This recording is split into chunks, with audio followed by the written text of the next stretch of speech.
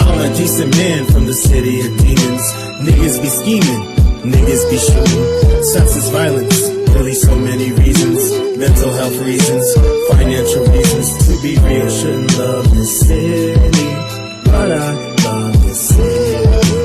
Whoa, to be real, shouldn't love this city, but I love this city. I'm a decent man in the city of sin. Bitches be tugging, niggas be mugging. Senseless gambling, really so many reasons. Prostitute reasons, more gambling reasons. To be real, shouldn't love this city, but I love this city. Whoa, they don't pay state tax in the city. Damn, I love this city. Still sinning up in paradise. Then ride down Flamingo, throw a paradise. Seen them all win it big bankroll. Then lose it all with a simple damn crap spell. Then lose their soul trying to get it back though. Then they take their dead body through the back though. 2017 we saw bullets from the sky. They told us why it happened, but we all know it's a lie. I'm a decent man from the city of demons. Niggas be scheming, niggas be shooting. Senseless violence, really so many reasons. Mental health reasons, financial reasons. To be real, shouldn't love this city, but I love this city. Whoa, to be real, shouldn't love this city, but I love this city.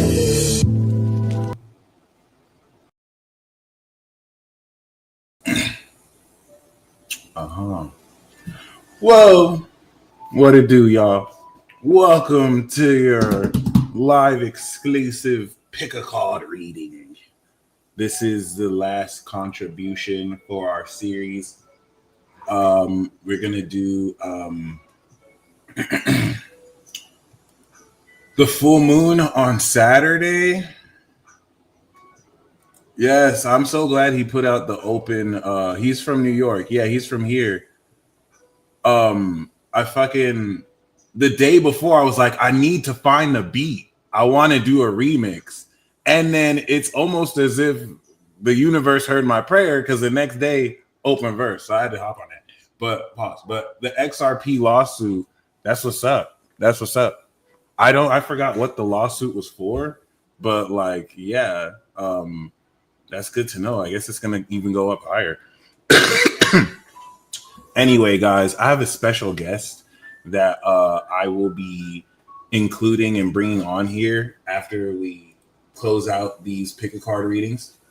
And yeah, you know the deal. We're gonna do 3 by 3. We're gonna do 3 readings with 3 piles that have 3 cards each, and just get that, knock that out. Oh, is Ari in the building? Do we got Ari here?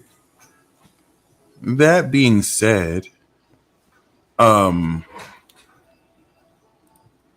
dokie.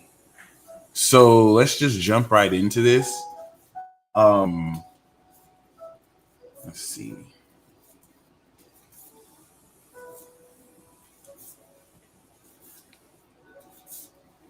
The one thing I like about an Aqua MC and a Pisces MC is that duality of Pisces. Yeah, she's the special Sagittarius guest. She's pretty dope. Oh, I see what you mean. Yeah, no. Ari's not the guest. This is another one. Ooh, a shot up 8%. That's what's up. Good shit, bro. I have to, Colby. We definitely got to do a video. Just really going over the XRP chart, where it's come from, where it is right now, and where you predict it's going. Because we would definitely want to pick your brain regarding like yeah, your thoughts on this. We can introduce your method around like using astrology to analyze crypto as well. But other than that, guys, yeah, what I like about this, it's not limited to this MC, but we've kind of built this like world within a world where you know there's a lot of fugazi frauds doing this, right? There's a lot of people who just kind of pull some cards and shit and just kind of headcanon like a meaning, don't really kind of demonstrate. People kind of just make up stuff about transits. We don't really got the track record, right? 5 stars right here. And appreciate y'all for the testimonials. But yeah, we got a lot of apocalypse talk to do too. Yes, the guest that I have, she asked me to come on because she has a message about apocalypse talk. She was like, "Peace dealer, I need to let them know." And then she wants to pull cards for each signs as well. She's really dope. So that being said, let me actually hold on. She actually gave me some links, so I'm gonna plug them. But that being said, guys, yeah, we kind of have this world within a world, right? Like, thankfully, I appreciate you guys because you guys know how to discern who's legit and who's a bitch, who's really just like a fraud. You know what I mean? You guys have watched me.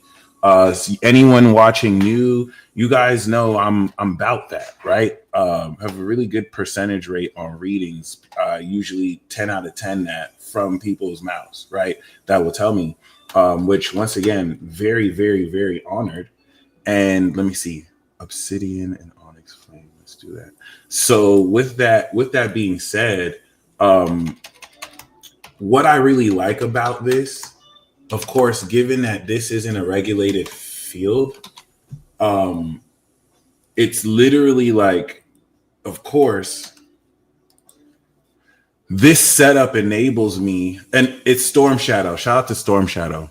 All right.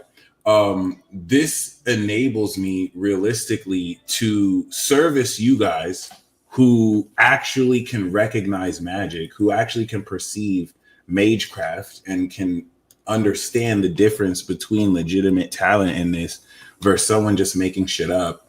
I always provide the mathematics, and the tarot is always on point. That being said, what this does, if it's not PD, it's 3D Generian. I fuck with that. Well, that's Pisces magic, bro. You got Pisces magic. That don't really count. But that being said, like, and you on point too, bro. I know you joking, but that being said, bro, this weeds away the and I dare I say it, the muggles, right? To anyone who doesn't get it, I'm literally probably just a astrology grifter, okay?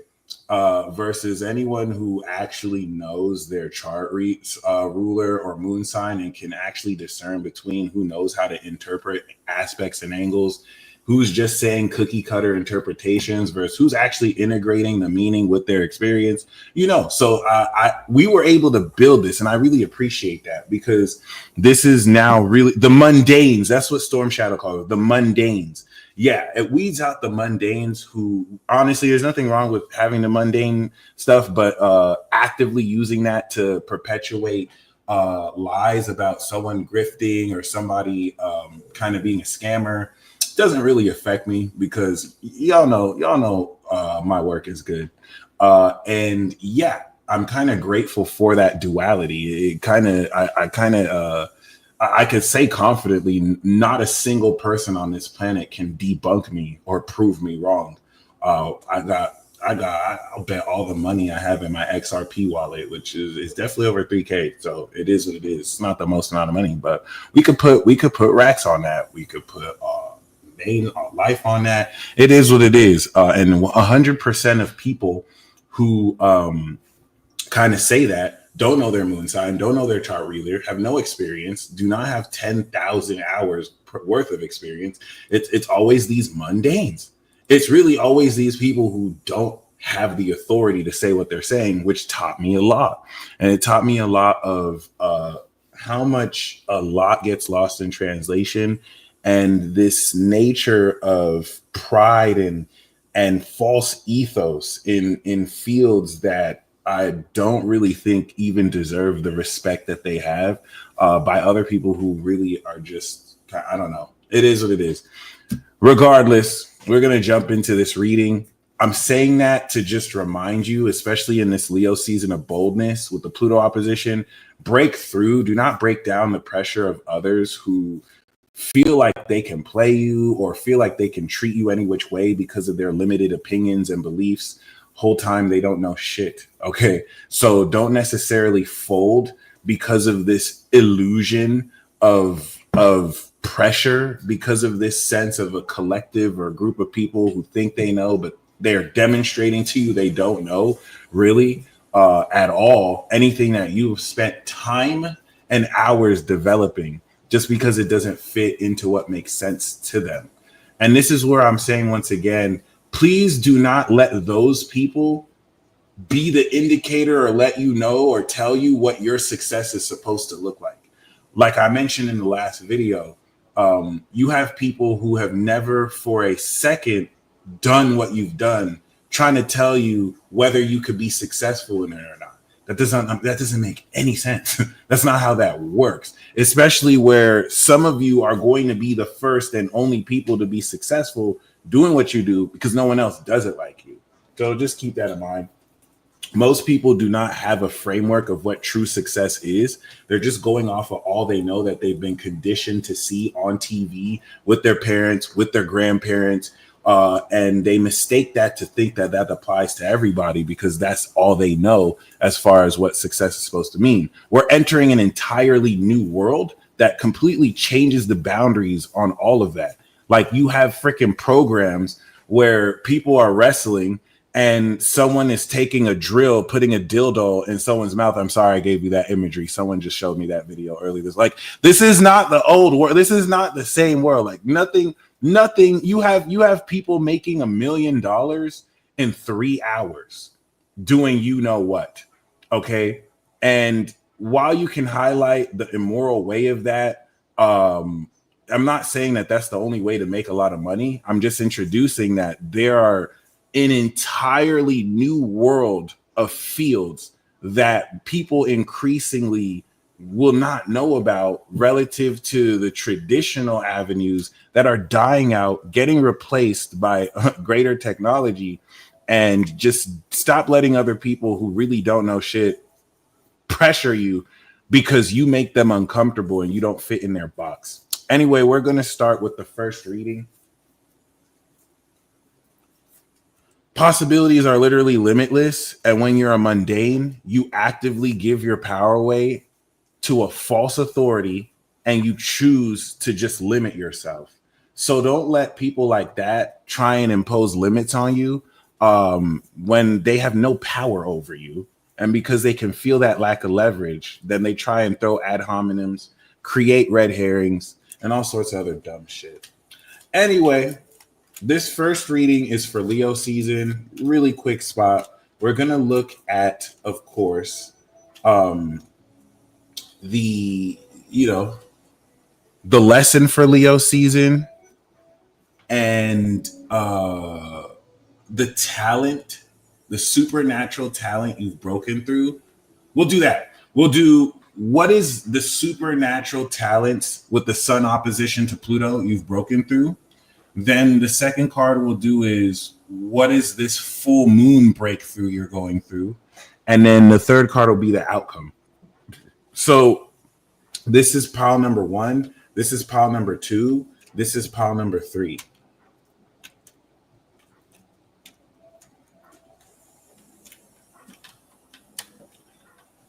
Once again, a lot of people go from the outside looking in. It's easy to say cognitive bias when you don't know shit about how ELF waves make the earth a Hummer and a tuner. When you haven't actually had real life experience with over 10 years of readings, reports, data that shows more than just bias and a pattern. When you haven't read tarot cards and someone has told you that the stuff you pulled in cards details situations they didn't tell anybody. That those aren't Barnum statements. You know what I mean? So they don't have the receipts you have. They don't have the ability to replicate and demonstrate it on the spot like you. So this is what I'm saying. You cannot let these mundane mindsets dictate, influence, or set themselves up or over you in any way. You can only slay them with the sword of your word mercilessly. So the underlying theme that we have for this first reading is the magician, baby. Your thoughts are becoming things. What are you thinking? What are you entertaining? It's not about if you're feeling bad. It's not about raising your vibration. You have to be in a high vibration. You have to manifest happiness in your life. It's a conscientious decision to make sure the thoughts you are thinking are aligned towards what the fuck you want. Whether you're sad, whether you're mad, whether you're frustrated, if what it is you want is greater health, you have to make sure you are constantly thinking, I'm motherfucking healthy. I'm motherfucking healthy. I'm healthy as fuck. Damn, I'm healthy as fuck. And you don't have to be saying that. You're always thinking. You're never not thinking. You want to keep your think good thoughts. You want to keep your mind on healthy things. And that's not just to say, really do that. You do that for like 6 hours to 3 days, you'll immediately see results. It's with the magician here. The underlying theme is these things are going to be happening instantly. So if you're keeping your mind on negative thoughts, if you're making the conscientious decision to choose to think that things are just going to go wrong, they're going to go wrong every time. If you think that your circumstances actually matter and things can't change because you demanded them so, that's what's going to happen. You can listen to other people that will give the power away to the external environment because they take materialist, reductionist perspectives, or you can just not be a mundane muggle and just realize you have magic too, buddy. So what? Yes, I did say that. Monday. So what are you thinking? And then not only what are you thinking, the magician is talking about a demonstration of your abilities real time. Like that's what this Leo season is proving. Proof of concept once again. So this is very beautiful. This psychic projection of names, name calling, ad hominems. You're not dealing with like people who mean well but are angry. You're dealing with demons. You're dealing with agents. You're dealing with a very corrupted collective consciousness that is filtering itself through those who have not purified their vessels, who have given in themselves to their own darkness that they project towards others. And that has nothing to do with you. You have a spirit team, you have angels that protect and guide you, and you know you don't need me to tell you that. They've shown you their presence. You know who you have around you. You know they won't let things fuck with you. So you really just want to continue forward with creating what you have to create, but believing who people show you are the first time. Okay, so we're going to step into allow people to think that, allow people to try and feign ignorance or look at you weird, like what's wrong with you? Let them wrinkle their face. They are seeing real time their leverage of that psychological conditioning and persuasion does not work. And that's what's making them frustrated, because now it forces them to look into their own powerlessness. And without you having to really do anything but be yourself, you're slaying dragons. All right. So keep that in mind. Yes, this Mercury retrograde has been insane. I don't know what's up with me and Cancer Woman, but I just rented out my rental car to a driver. We don't know if she stole it or not. like this is the same. In 1 week, my driving car got in a car accident, and now my rental car that I rented out, this lady, we don't know if she stole it or not, and they're both Cancer women. So I'm like, is this something with Cancer? Like, it's making me think, is there a pattern here? This shit is really weird. But I just know it's Mercury retrograde. Like the communication is crazy. I know it's not just happening to me. This shit is just quite the fucking week, bro. And I know it's not just me going through it. So it's just like, what the fuck? This retro is no fucking joke. Back to fucking back, dude. It's ridiculous. So anyway, we're going to start with pile one. Pile uno. Listen, regardless of pile, this is what I'm picking up. People, you're going to have this influence, this collective, because I don't want to localize it to just a person. This is a collective, unconscious influence that could play out through many people, right? Yeah, I'm not going to blame cancers. I don't want to blame cancers because cancers I know are cool, but I just thought that was interesting. Like, and specifically a Cancer woman, like, 2 back to back. I thought that was very interesting. But I ain't gonna blame you, Cancers. But here's the thing: this collective unconscious influence, right? You're gonna get tried. I'm picking up for the rest of this boss battle sequence. You're gonna get tried hard, and the very influence trying you is coming into the rudest awakening through the rest of the year that they should have never tried you. Like you're getting set up through November. Now through November for some of the most satisfying victory, because people thought they could fucking try you. They thought they could try you because you are actually kind and sparing them. They don't understand that you went at great length to fucking spare them. They thought you were being weak. They're about to come into a rude awakening because they can't come back. There's no way out of this one. They're done. Do you know what I'm talking about? It's over. It's over. Spare is the word, because some people think they're cool. Some people think that they cool for some reason, and that they can treat you which way because this person's lame. They don't know who you are. They don't know what you are. They think you have to fit in their box. And wait till we get Storm Shadow on. She about to put y'all on because she on a whole nother level with this. All right. So that's the main message I'm picking up for the rest of Leo season coming. This year's I Told You So tour is going to be epic. The last 2 years was I Told You So tour because we had the South Node in Libra, right? The South Node in Virgo this year isn't an I Told You So tour. It's the Rude Awakening tour. It's the Get Back tour. Okay, do you get what I'm saying? This is a divine level of karma that's going to account for the past 25 years of your life. And that's where it goes beyond just an individual or a group of people. This is an entire collective unconscious philosophy. You feel me? They've been bold as fuck, and it's the audacity, and they're in for the rudest awakening. So trust me, all you have to do is just maintain integrity in who you are. If you're getting frustrated, if you're getting petty, get pettier. I'm not going to tell you to be the bigger person. Don't lower yourself down to hate, but get petty if you want to. Just don't lose the integrity of your character. Still maintain what you're pushing forward, knowing there's nothing that's been done to you or is being doing to you right now that isn't already getting clapped back without you having to clap back or do any spells or whatever. And that, the people aren't going to regret for the rest of their fucking life. All right. That being said, Pile 1, I feel that heavy, very heavy. You're going to have the shit-eating grin at the end of the year, like they really tried me for real.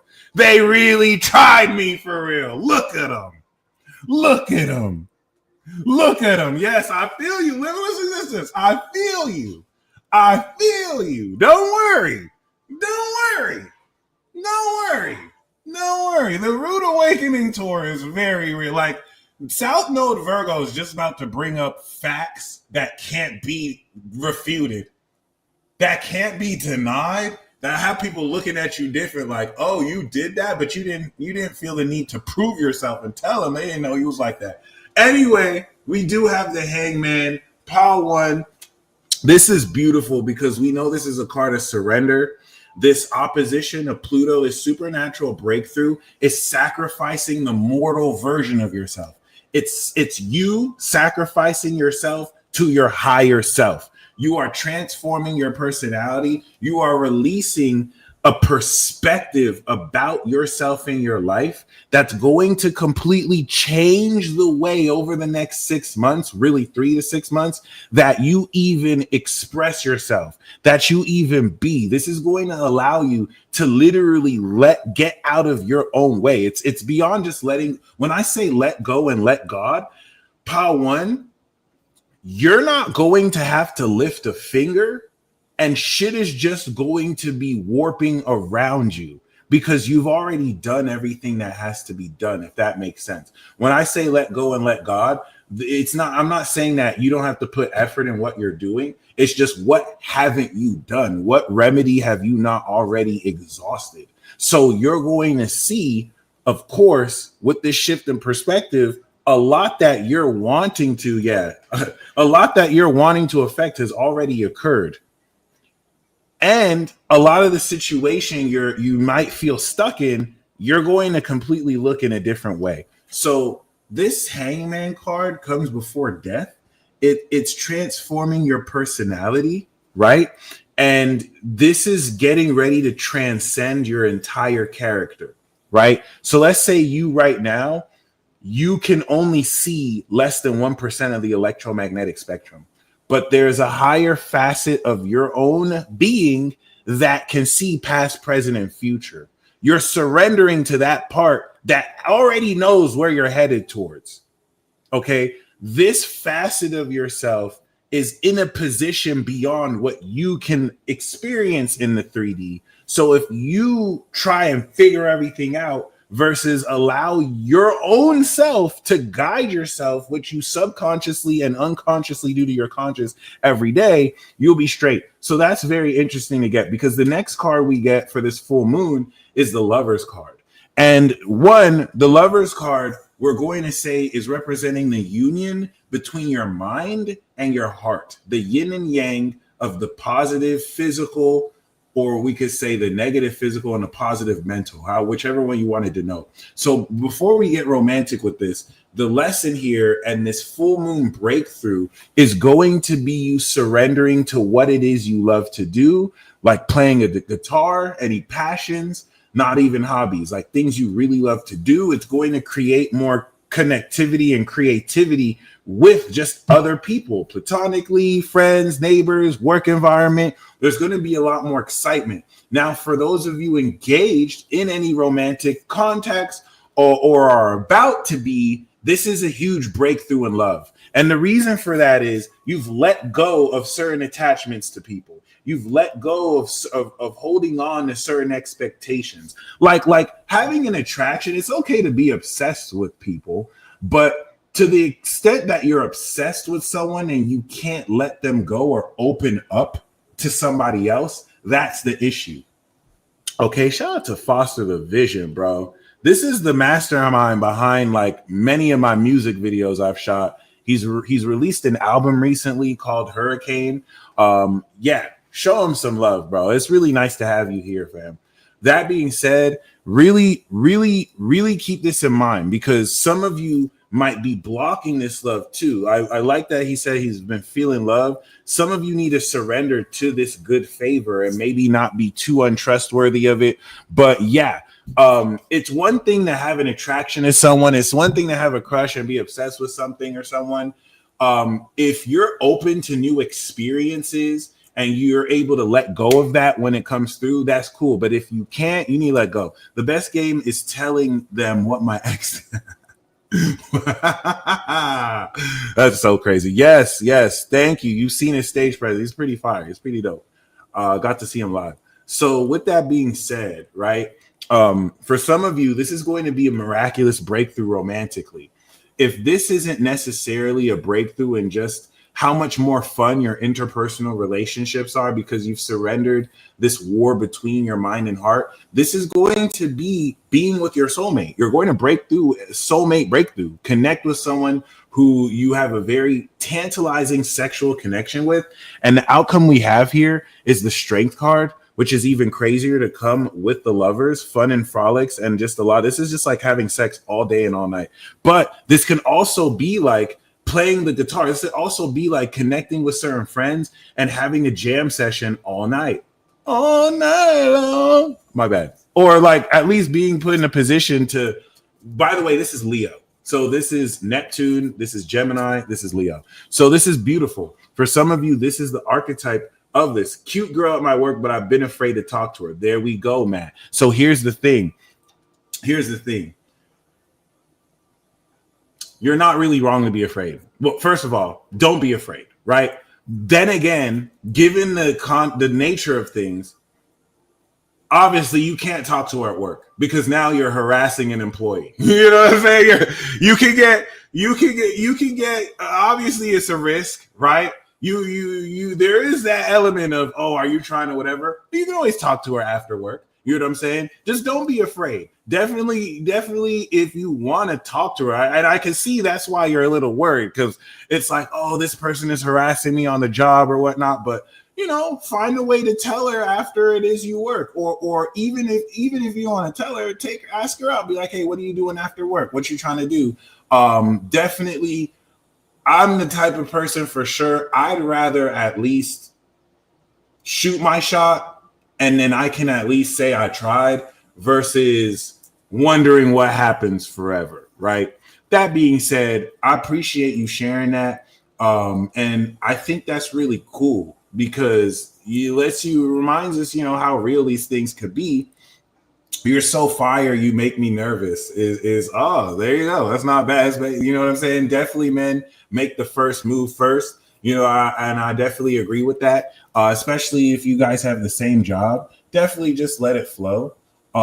It's nothing even non-romantically to just be like, hey, what you doing after this? You trying to do something? And I'm not going to say the worst you could say is no. I know you've seen the memes, but yeah, just don't be afraid about it. Don't be afraid about it, for sure. It's okay to be nervous though. But yeah, that being said, it's cool because the outcome of the strength card is you gaining greater courage. It's you realizing you're stronger than you can. I have longer and stronger relationships when a woman is approached. Yeah, this is consistently going to be on board, because men should never chase the woman that they love.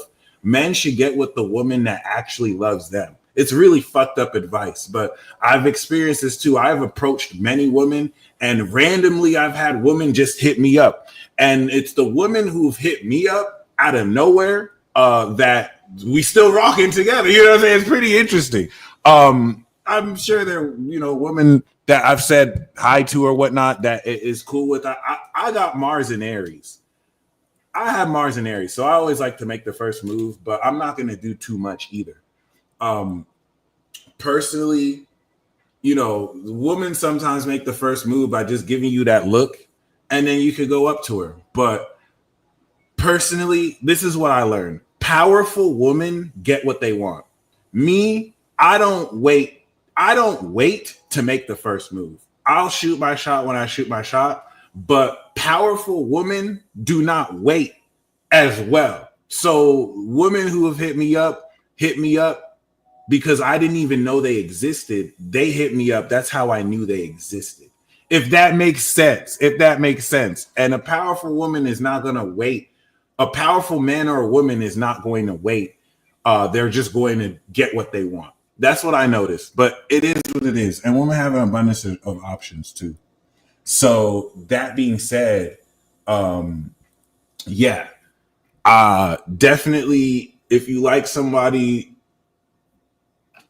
say something. You don't have to say, hey, I have a crush on you, but take a chance. Don't overthink it. Because you gain good experience, and I mean, there's just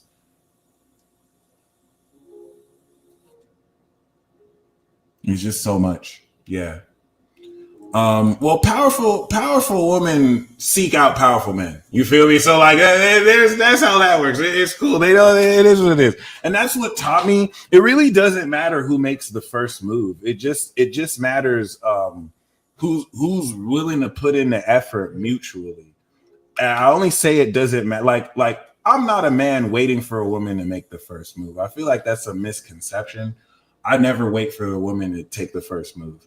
It's just every woman who hits me up, they powerful as fuck. Like they're no nonsense. They're not really like there's the other side of it. You know what I'm saying? Like, oh, do everything for me. Like I'm going to be your princess. And it's like, you're not even like that though. You're just entitled. Then you have women who are like that. You can tell, you know what I'm saying? So it is what it is. I don't even think about the first move, because really it's a two-way street, and it's a connection. So it is what it is. It's going with that flow. That being said, this is a beautiful first pile. Yeah, it's ridiculous. This is a beautiful first pile. And I think it's going to put you in the mood to really regain strength. The pile one is regaining a lot of courage through this dynamic. And I think that's really beautiful. Yeah. My issue is just Well, I don't have an issue, but yeah, in the past, I felt like you just have to be persistent. But yeah, I don't really waste time on people who are not feeling me. If I hit them up, they're not really whatever. I just move on. It is what it is. But yes, pile two. It's how you not feeling this sexy chocolate. There's clearly something wrong with you. But that being said, it is what it is. Okay, pile two. If you pick pile two, um, the breakthrough of talents we have, the sun opposition to Pluto, is of course the judgment. This is Pluto, by the way. So pile one got surrender with Neptune, transcendence. Pile two, you are completely awakening. Pile two, you may have broken yourself down to rebuild yourself much stronger. Okay. And I think what's very significant with that is there is a major revelation, a series of revelations, and a major revelation around the nature, of course, of you being in a position to really be aligned with what you have always been meant to do in this life. So this is already very, very, very, very, very, very, very powerful. Okay, this is no nonsense. Pile one really just needs to get out their own way and allow their own magic to work for them as they change perspective. You're literally about to come into the most profound revelation around everything. Thank you, Heyoka. Everything that you've been revealed so far and everything you're meant to do. And it's a very intense energy too. You're looking at it collectively. You're looking at the way the world is shaping, what that's meant to look like. Now, this full moon in Aquarius breakthrough over the next week and a half, what it is you're breaking through is the moon, which is even crazier. The moon, I was literally talking about the full moon, but the moon is, of course, going to represent illusions, delusions. This is your subjective perspective, which now opens route for psychic abilities through these subjective perspectives and through these subjective understandings that can align with objectivity. Now, what does this mean? You are awakening supernatural psychic abilities. Your ability to discern through dreams is going to be much crazier. There's recorded in real life back, I think, in over a few decades ago, a boxer who had a dream about killing somebody in the ring. And then he told his coach, and his coach said, don't worry about that. You're still going to fight, because they didn't want to cancel the fight. Right. This is on record. There's a story about this happening. Then, of course, the fight happened and he killed the person, just like his dream said. This is called dream recall. Okay, this is precognitive dreams. Your dreams, your subconscious reflections, your intuitive nature, right? Your psychic abilities, an entire deeper layer of that is awakening. So it's going to feel like up until this point, you know what I mean? Like you've been awakening psychic abilities. You've had experiences of psychic abilities. You know what I'm saying? But like now an entire deeper sub-basement room that gives you more room for activities is awakening in a way that's going to really now reveal a deeper element of your own subconscious world. The thing about the moon is the negative part of the moon is that we can give into fear and we can focus too much on the irrational and subjective to where we become delusional, to where we mistake in delusions for real life intuitive reflections. So just be mindful of that. Now, what we also have with the moon, what you're breaking through is walking the beat of your own drum. Okay. It's realizing that society has failed you when it comes to trying to put you in a box and put these customs on you that don't align with you. You have seen through the fact that every year when you are being wished a happy birthday, you're taking a part of a ritual that trains you into this false sense of reality that you're just an age, that now the societal implications of what people expect you to do in that age are applied to you when really you're timeless. All right. You're just going through another cycle of a solar return. You're not allowed to speak on this because, oh, this is just what everyone does. You're trying to be too woke. These are stupid ass muggles doing their mundane talk. Really think about this. Really think about the social contracts and the things that people just do just because people do. And they cannot give you a real reason why they do it. They're not conscious. They're automatic. They're just operating auto consciously. They're not even aware. Like, really think about that. And well, this is just what we do. So you don't want to question what you do all the time because people are resistant to change. It's not cool to do that. Oh, you're just make things a problem. Then the moon card is saying you're departing from it. You're not an NPC. You're not going to work where everyone else works. You're not going to work a traditional job. You're not going to celebrate holidays like everyone celebrates holidays. You have your own rituals. You have your own traditions. You're walking your own path. And this is what judgment is awakening you to. And it might have felt, it doesn't really feel lonely as much as it feels like you're misunderstood or you're not seen. But you being misunderstood is the greatest thing that ever happened to you, because the only beings that understand you are those who are on your wavelength. And you don't want people who have an interest against you to come into understanding and think they can figure you out when, it's the other way around. You can see through literally anybody. Okay. Now, the outcome we have for this Leo season is the Empress, baby. So you are going to step into great abundance. You're going to really shine through this inner beauty. Okay, you're awakening this sense of inner beauty that's going to really not only attract finances, great experiences, it's going to raise the value through you of what you are already worth, of what you already have. Some people are so broke, all they have is assets, money, and in-game currency. They don't have health, they don't have any wisdom. They don't have the knowledge of who and what their soul is. Like, there's so many people who don't really know why they're here on this earth. And they've tricked you to think that that's normal, that you don't know your past life, that you don't know what you're doing. Many of you actually do. You've been told you're crazy. You've been told you're delusional, but it's not their fault. It's your fault for listening to people who don't know shit about shit and then decided to think they know anything about you based off of only at most 5, if not that, centuries of research institutions that have not outlived this Mazzaroth or like anything that actually really exists that's eternal and everything. So leave the ad hominems to them. Like, leave the name calling and all that shit to them. It's not something that really could affect you or is meant to be taken seriously by you. Anyway, last but not least, we do have pile 3. Okay. Pile 3. What is this supernatural sun opposite Pluto breakthrough that's going to complete November 24th during Scorpio season, 1 degree Scorpio? Or begin to complete them? What is this supernatural breakthrough we have? We have the Hierophant. So you're breaking through all the keys you have. You have all the spiritual keys to wisdom. You have the keys to all dimension. You're breaking through solid community. Whereas in coming into the 3 months, you have much more groundedness to expand your influence when it comes to the people who come to you to gain wisdom. This is for my educators. This is for my teachers. This is for my gang leaders.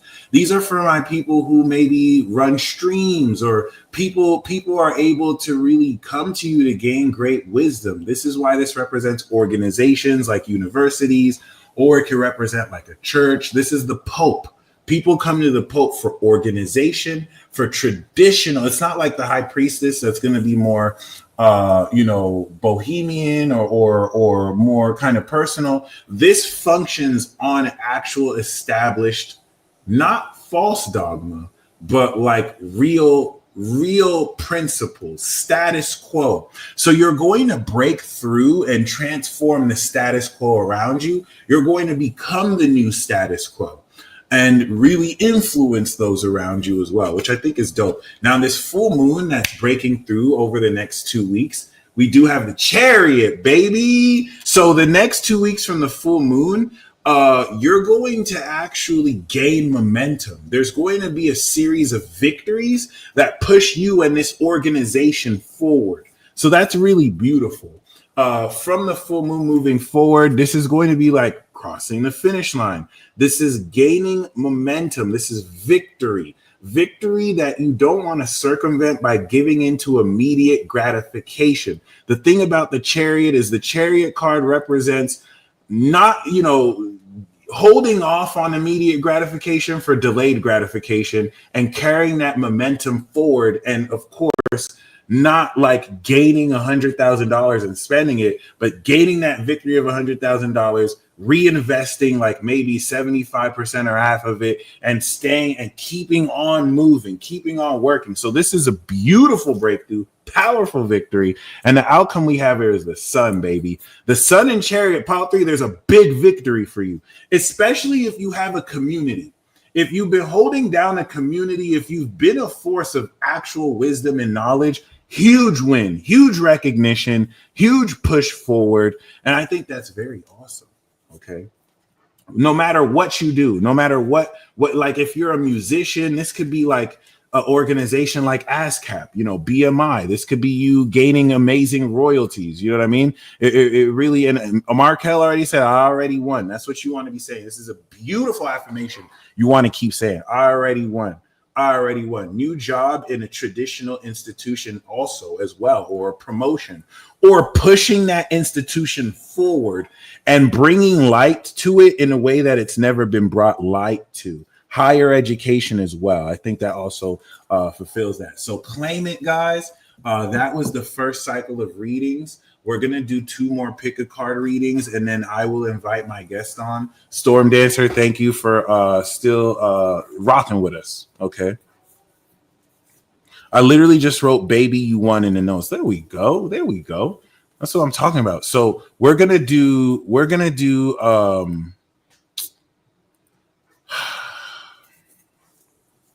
should we do that? Yeah, let's do that. You know what?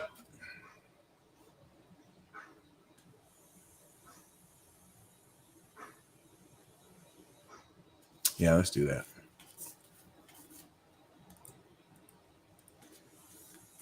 Beautiful.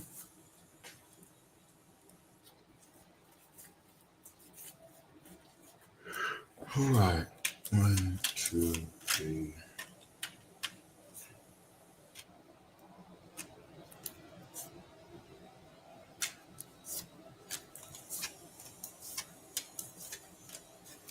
This is going to be like a platonic romantic relationship spread. Okay. So we have pile 1, pile 2, and pile 3. The underlying theme we have here is the Chariot.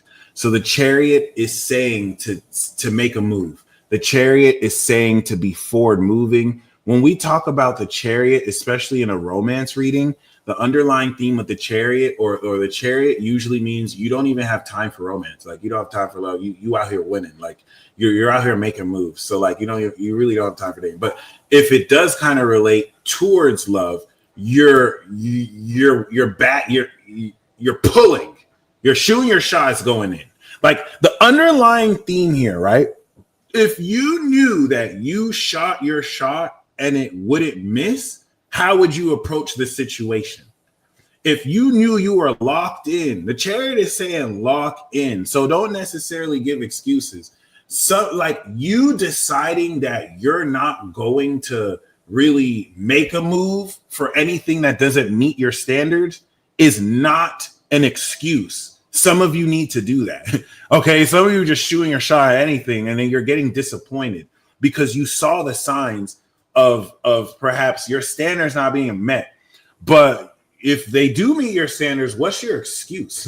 You know what I'm saying? Like if they do check all of those boxes, what is your excuse? Because and this is regardless of if you're a male or female. So some of you don't use the excuse of, oh, he's not approaching me. Go talk to him, or find someone else to approach you.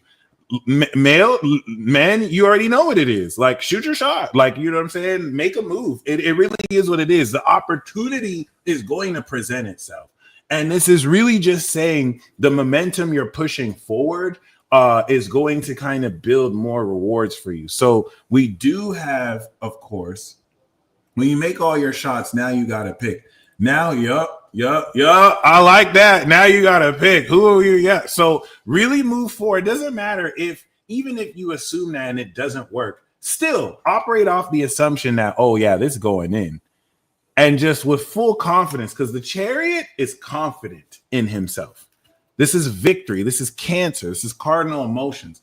The chariot is willing to step on toes. If you and your friend are competing over somebody, right? You're not going to be a WLB and be like, well, my friend got this. You're going to step on your own friend's toes and win against that. Like, you're not slowing down for anybody. You're not going to betray your friend. It's a friendly competition. But like, yeah, you're not about to just hold back, because you're going to get what you want and challenge yourself. Okay. I'm not necessarily telling you to push yourself to do what you don't have to do. When the opportunity presents itself, take it, because it will come. You will have more than one opportunity, and you don't have to do too much. All right. Confidence is definitely the key. Introduce yourself, say your name. WLB is weak little bitch. We also have SLB, stupid little bitch, but don't be weak. Don't be weak. Okay. So we do have pile 1. Pile uno. Okay. And if you're a hermit and you don't go out, this is not even saying to go out and find something. Still be a hermit. You're going to have the opportunity. Eventually, you're going to do something. This is the Cancer woman stealing your rental, probably. Eventually, you're going to do something, right? Eventually, you're going to meet somebody. Whether you're a hermit or not, don't squander that opportunity. Don't be like, oh, I want to talk to her, but I don't.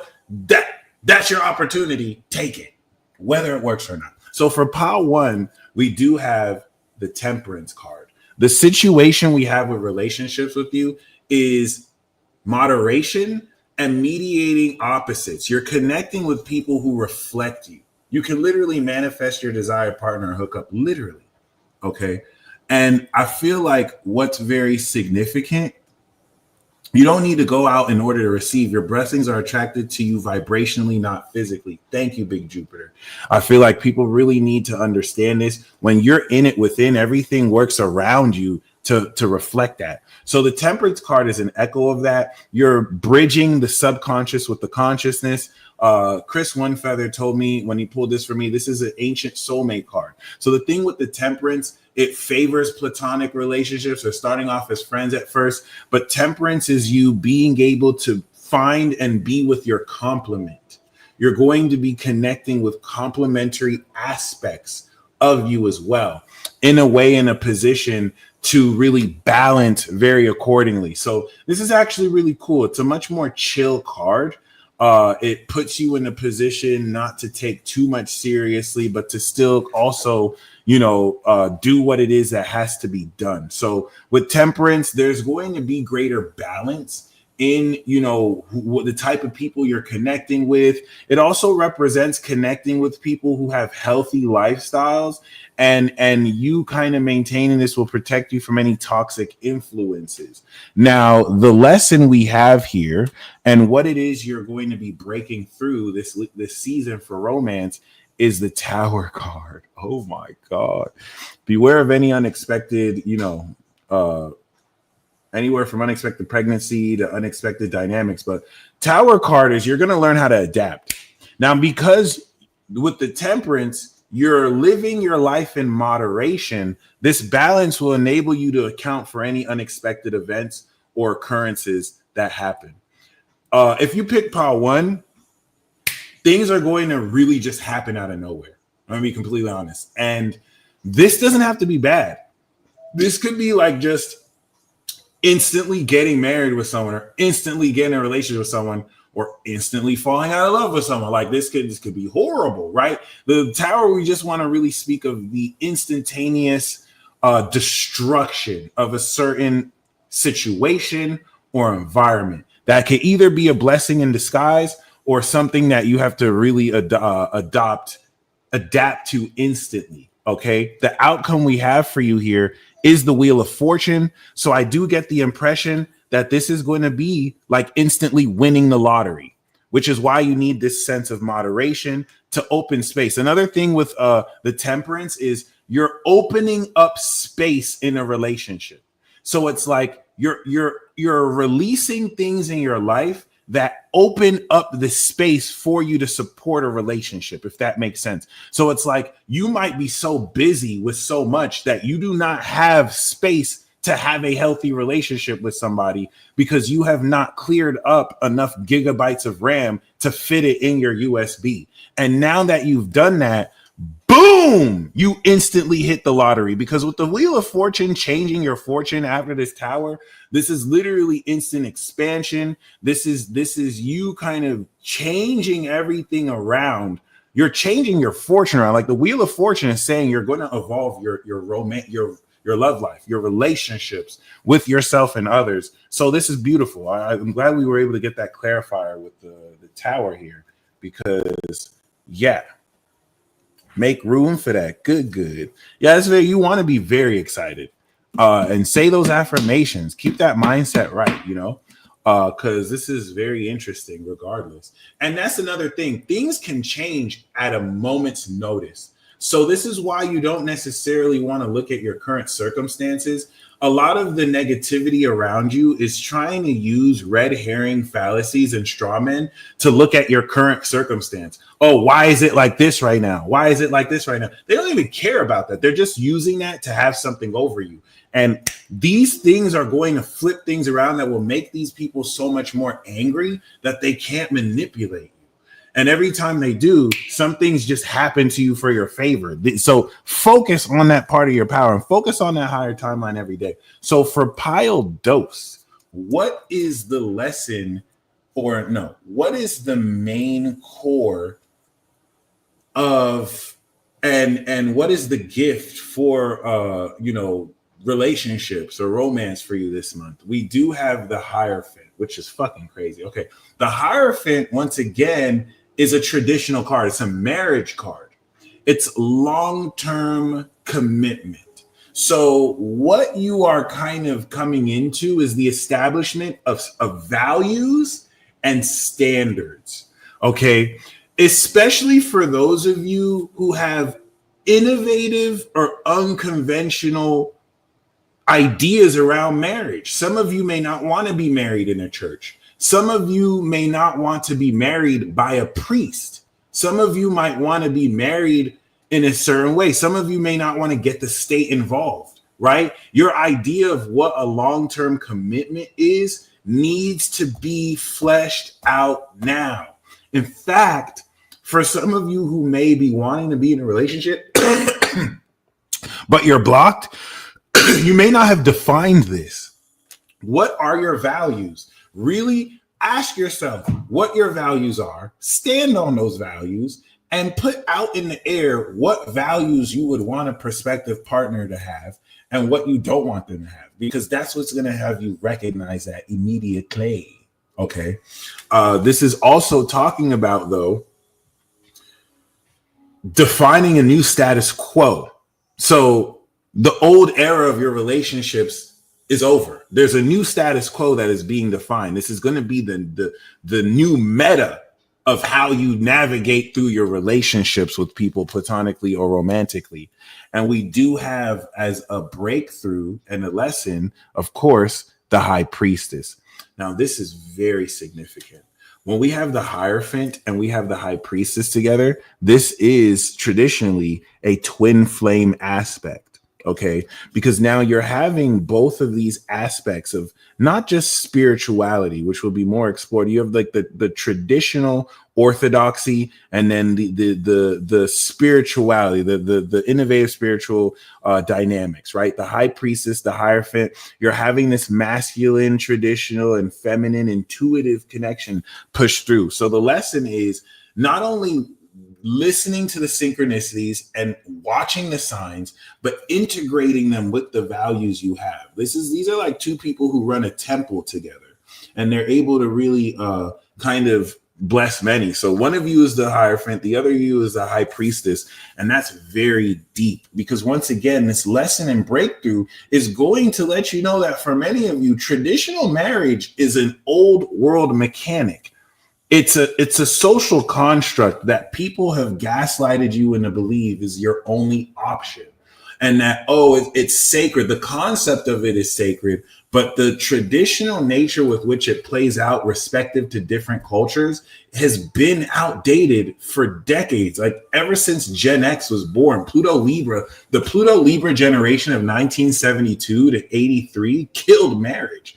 And we're still going through the aftermath. This is the generation that made it okay to start divorcing people and really step away from that taboo, to where there could even be too much of that. And now divorce could be weaponized. So that being said, it's not saying that you shouldn't treat marriage as sacred. It's saying with the high priestess, you're going to come into more unique, intuitive, personal ways to create what should be a union, right? Still holding on to some traditional values you want to keep, but also you're going to break through by incorporating maybe things that aren't usually known or messed with or could be frowned on. Like instead of getting married in a church, you both do your own ritual. You both sign a prenup with the state, right? To what they can own or what they don't own. Like it's conditional love, never unconditional. That's why it's contractual. So this is really going to be the high priestess to the Hierophant that really both feed and speak to each other. If you pick Pile 2, this may play out in a very powerful soulmate relationship with powerful complements, powerful complementary essence, a soul union. And the breakthrough is taking this traditional structure, taking these keys of wisdom and breaking through a deeper intuitive understanding of such and how you apply it relative to the culture around you. For many of you, it's going to look like a rejection of the culture you were brought growing up in, because that's not you. You don't like some people do, and they should do it because they identify with it. But you shouldn't do it because, that's just how we do it. Don't play yourself like that.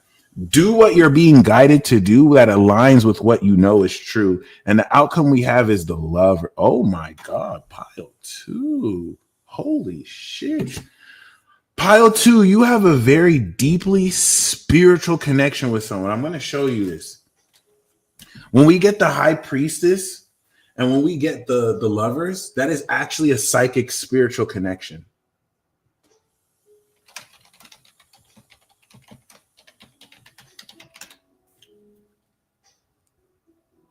Yeah, this is no joke. So Pile 2, the outcome here is being with your soulmate. For you men, there's a woman with a very powerful psychic connection that you are connecting with. It's not just in your head. That's why the lesson and breakthrough are these synchronicities and these signs you're seeing, as profound as they are. They're not just in your head, y'all. Like this is real supernatural connection you're tapping into, a psychic connection.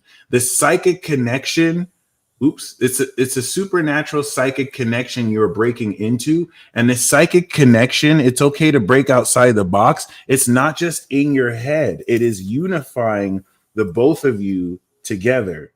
Okay. Chances are you have a very, very, very and powerful telepathy as well, which I think is very unique. Very, very, very unique. Very, very, very powerful. She take too long. I'm moving on. Markel, I feel you, but you're tapping into the essence beyond even her that can now bring in her in a different form. All right. This is a very, very, very powerful soul union, guys. The outcome is you really uniting. There's going to be a union this Leo season that's going to bridge this two. And I think that's very beautiful. Is this like dream time connection? Yes. You could be having dreams of them. You could see their name throughout places. And I don't mean like in the way where you're looking for their name. Like someone could just say it right when you stop thinking about it. Like really, really strange occurrences like this. All right. The best things in life take time, fam, which is beautiful. This is the most, this is beautiful. This is actually, I was not expecting this, because even with the Lovers Hierophant, this is talking about marriage. This is talking about a union between souls. So I was not expecting that. I'm gonna be completely honest with you guys. I was not expecting that. That's actually very interesting. So Pile 2, that's what we got for you. Okay. Trust your intuition. You must trust your intuition, because some of you are seeing some shit And it's like, what the fuck? Is this really true? Yes, you will get more insight, but just, allow that to kind of play out, especially if you've reached out, if you've tried to make some stuff happen and it's not happening. Don't worry about that. New avenues will open up, even if it's with somebody else who just takes on a different form of the same essence and energy. All right. I can't emphasize enough. You're never limited. Even if you think you're meant to be with one person, they could always show up in a different form, or they could change, the way they think. So there's something there, guys. Like, for those of you who've been wondering what these signs are, you're going to get a lot deeper insight around that. Just be willing to listen. So that being said, pile 3, okay, the gift we have for you is the star. Damn, pile 3, that's beautiful. Pile 3, this is literally like twin flame soulmate, but your dream is coming true. Okay, the star card is, you might even get with someone who's recognized. You're connecting with someone who recognizes you at a core soul level. And it's a supernatural Aquarian connection, right? You're the star, they're the star. This could also be with someone actually famous, all right? But there's mutual recognition here at play. I didn't think pile 2 would be topped. I'm gonna be completely honest. And what do you know? We got the star. This is amazing. This is even very more beautiful because with pile 3, the star card is talking about, if you pick pile 3, the universe purposefully put the wrong people in front of your way. You had to kiss a couple frogs, because in order for you to appreciate just how good this relationship is about to be for you, right? You had to see why it couldn't work out with other people. Like, if you look at yourself now versus 2 years ago, you've understood what didn't work out with the people in your past. And now when you meet the person who's for you, you would think, well, why not just put that in the get-go? You would have taken it for granted. You wouldn't have had that experience to see what more you appreciate about this person if you didn't go through it wrong. It's something that until you go through it, you really appreciate it. It's like, oh, wow. Like, I wouldn't have noticed the last 5 people. This lady didn't even care about me when I came back. This other lady didn't care to really like nurture me or see if I wanted anything to eat. The other person thought that I was weak as hell for wanting to just, massage or cuddle, right? And this new person does all of that. Like, she's asking me if I like. This other person made me feel weird for doing this. This person actually wants me to do it. And it's like you had to see why it doesn't work with other people, so you see why this person is the only one you could really be with, or this archetype, why you can't compromise on this quality. Okay, could you imagine? That would be crazy. So the lesson that we have, especially with this full moon breakthrough, oh, I didn't think pile 2 would be topped. We got the magician. The lesson is communication, because this is the magician and the star. This is like a superstar couple, guys. So the lesson is you're connecting with your most compatible soulmate. The reason why it didn't work is because this is the one. You're the one. It's a reflection. You're getting with the one. But remember, you're the one as well. You're the one anyone would be lucky to be with, and you're reflecting that in this partner here. See how the star is looking at the magician. This could be a partner who's highly skilled at what they do, right? Or this could be your partner. This is you really mirroring that. But not only is this a dream come true, but it's also communication with someone who truly understands you, all right? And sharing in these skills. And piles is talking to each other. It's really interesting. And this is beautiful. I was not expecting this, y'all. So not only is this like a fantasy, not only is this like really going to increase greater spiritual gifts, but now these abilities are coming into play too.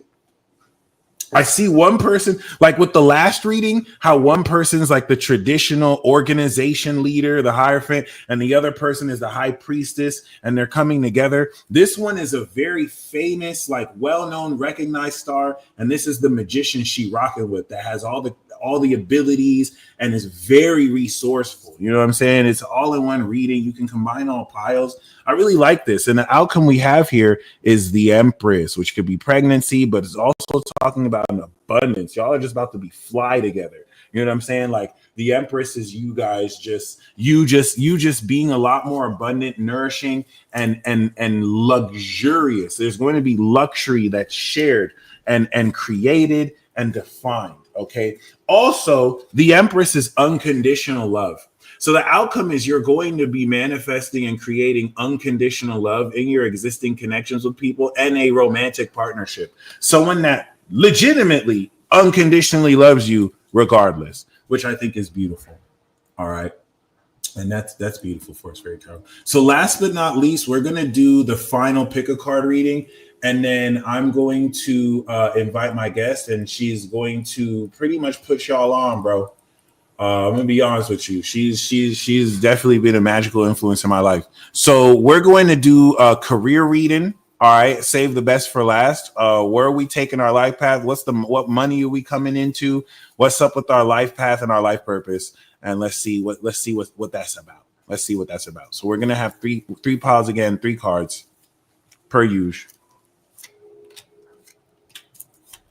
By the way, for those of you who would like a card, you could click the description box below. The minimum, I think, will be $10. For those of you who would like a card, a major arcana, you can ask any question. I could just pull one for you. I got you. It's not necessary, but if you want one, I got you. And if you don't pay for a reading, if you can't afford one, stay tuned. I'm going to pull a bonus card for everybody. So no worries. Okay. So that being said, the underlying theme for this is the Hierophant. All right. The Hierophant is talking about doing things by the book. When it comes to your careers, don't cut corners. Don't take shortcuts. Be willing to take the extra time to really learn the rules before you break them, or at least, establish your own consistency. Because the thing with the Hierophant is you can take a bohemian approach, but only in the integrity that you're only going against it because what's working traditionally doesn't work. So there's the status quo. You are re-innovating the status quo when it comes towards what your career is like, what kind of success you gain in your career. And you want an underlying theme is taking advantage of resources that organizations can provide in order for you to also, level up in your career. So if you pick, we got pile 1, we got pile 2, we got pile 3. If you picked pile uno, the lesson for Leo season behind your career, your life purpose, your path in life. What is it looking like right now? Woo! Sorry. We got the Chariot, baby. You moving forward. So this is especially beautiful if some of your careers have been stagnant. If some of your careers just haven't really been pushing forward, or maybe it's just been stuck, boom, you're gaining victory. You're coming into a massive big win this Leo season. It is going to push you forward. You are going to gain momentum with this. This is like your first viral video, and boom, you have like a significantly large amount of people who are viewing you now. So what do? You don't drop the ball. You keep it pushing.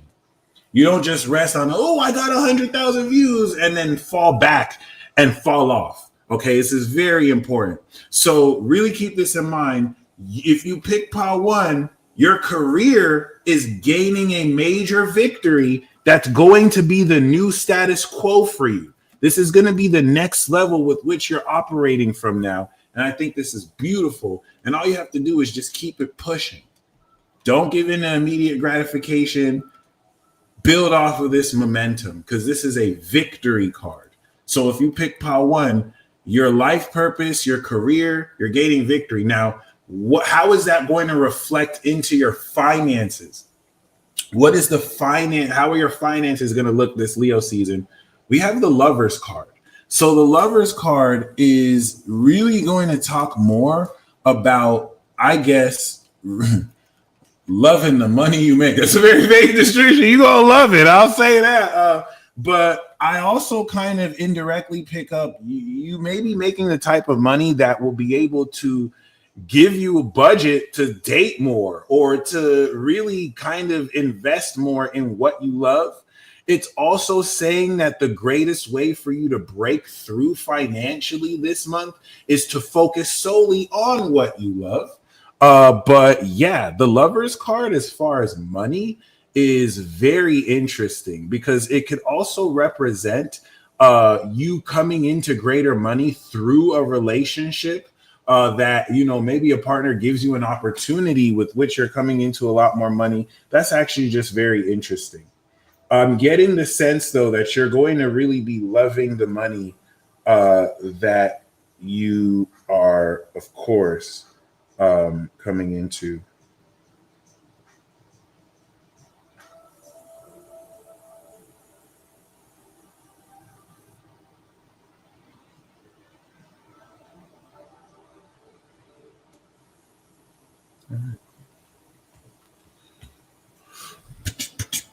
So, with that being said,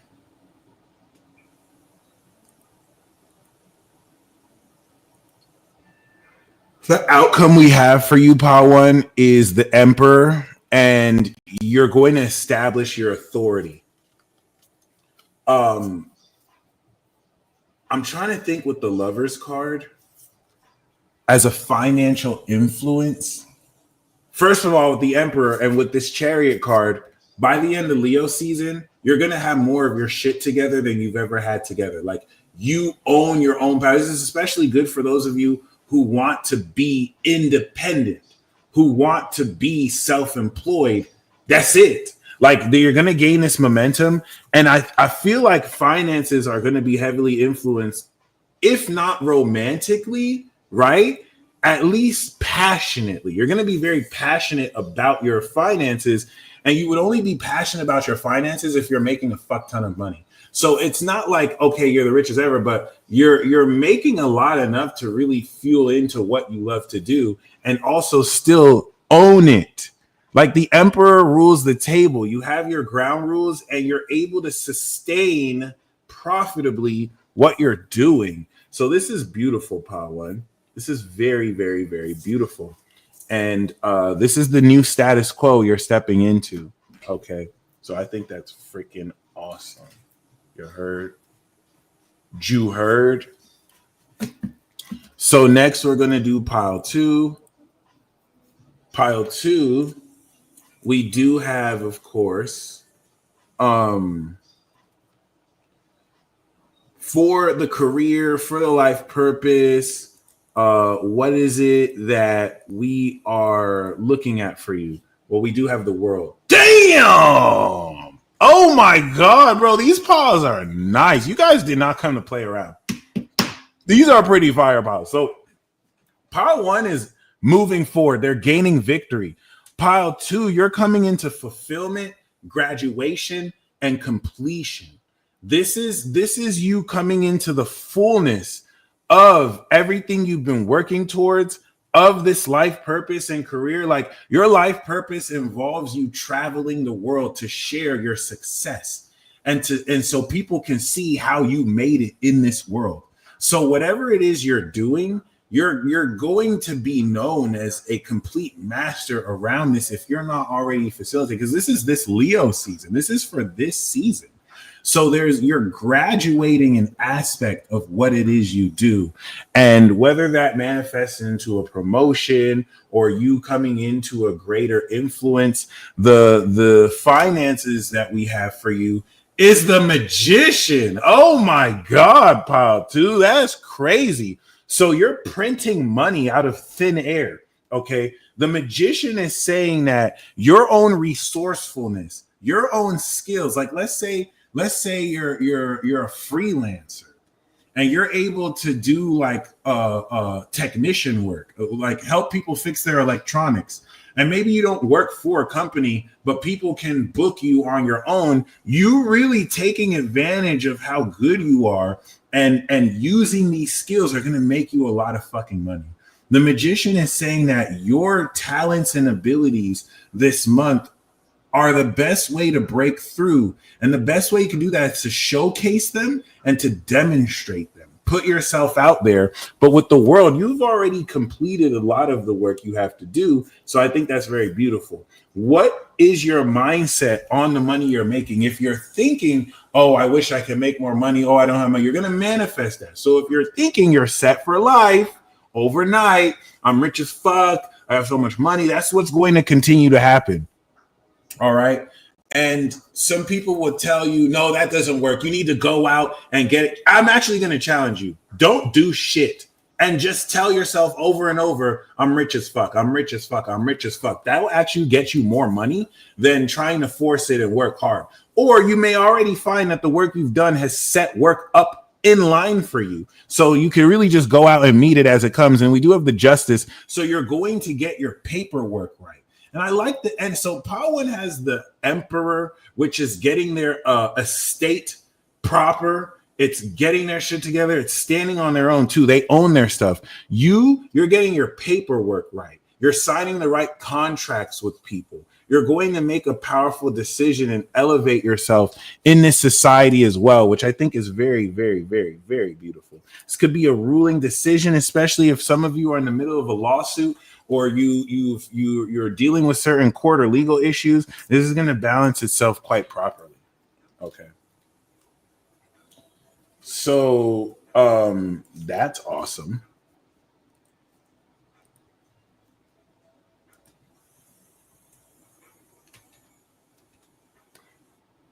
Whew. All right.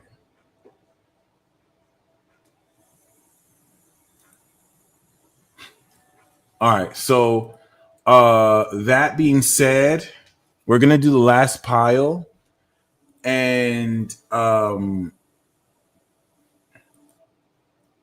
Matthew, thank you. I got your PayPal. So I'm gonna pull a major arcana for you. So pile 3, the career guideline, the career lesson, the life purpose you're breaking through and stepping into is the sun. Damn, every pile is delivering. This is insane. So this is about so much happiness. This is about so much joy. Nobody can take your happiness and joy. The only one who's trying to take happiness and joy to bring up shit just to make you not happy is an evil person. It's somebody who really has no integrity and someone who is just so bothered by you being positive, they want to bring you down to their level. It doesn't faze you though. I get the sense that for some of you, this isn't even a career. You might not even have to work for a living, but I see this sense of freedom with you. Even if you work what other people would call a boring 9-to-5 job, you have fun there. And whenever you're there, people know they're going to have fun that shift and work. They love being around you. You make everything you do so enjoyable. So this is really beautiful. This is the deck, by the way. Shout out to Space Pirates. It's a Demon Slayer deck. Kimetsu no Yaiba. The movie's going to come out in America September, so I can't wait to see that. But this is beautiful, guys. This Sun card is talking about happiness. This Leo, and it's the Sun rules Leo. You're going to really break into just coming into so much more happiness. And for finances, we do have the Moon. This is ridiculous. Sun and the Moon, baby. We do have the sun and the moon. So this is the union of yin and yang. The sun and the moon together equal like God in alchemy, right? But the moon, once again, means that the way you're breaking through in finances is not traditional. It's not by working a set amount of hours to only get a small ass check. So you're really going to listen. You have to listen to what your dreams are telling you. And then also metaphorically, like, what is it that you dream of doing? You want to spend more time in imagination. You want to spend more time imagining yourself being rich and getting this money. This is in contrast to what the world tells you. The world tells you don't dream about it, be about it. right? So that's not you, pile 3. Okay, you have a very unconventional nature with which you kind of honoring that and doing taking the path less traveled is going to break you through into a fantasy world of finances other people could only dream of making, and the outcome we have for you is the strength. So this looks more like just doing what you love to do. The pile 3, this looks like my creatives here. Like your work is literally just having fun all day.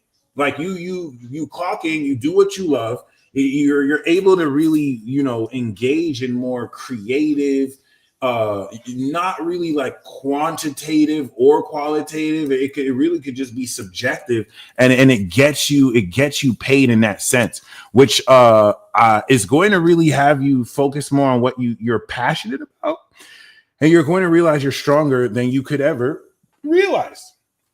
Okay, so we're gonna do this live reading real quick before we have our guest on the line. Shout out to Storm Shadow. If you click the description box once, or for those of you watching, if you refresh the page, you're going to see that I have the links to hit up her TikTok, to hit up her website. Before I introduce her, this is someone who has been such a valuable ally in my path for years. She's helped me learn how to build shields. She's told me stuff about myself that I've never told anyone else. Like, you ever think of something and then you say, they call you up and then they just fill you in. Like, she's next level magic. Another thing,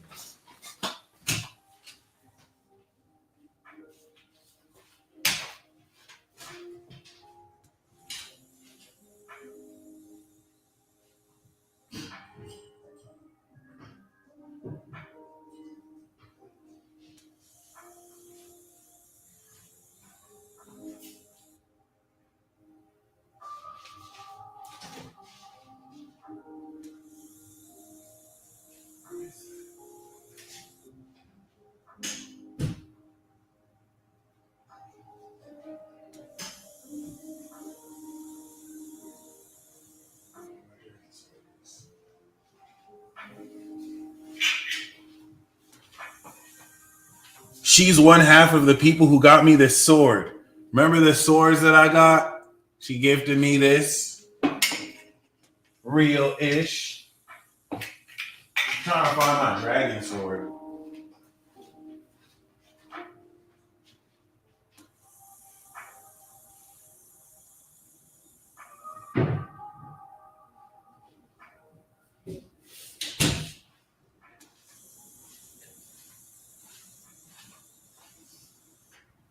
Oh, shit.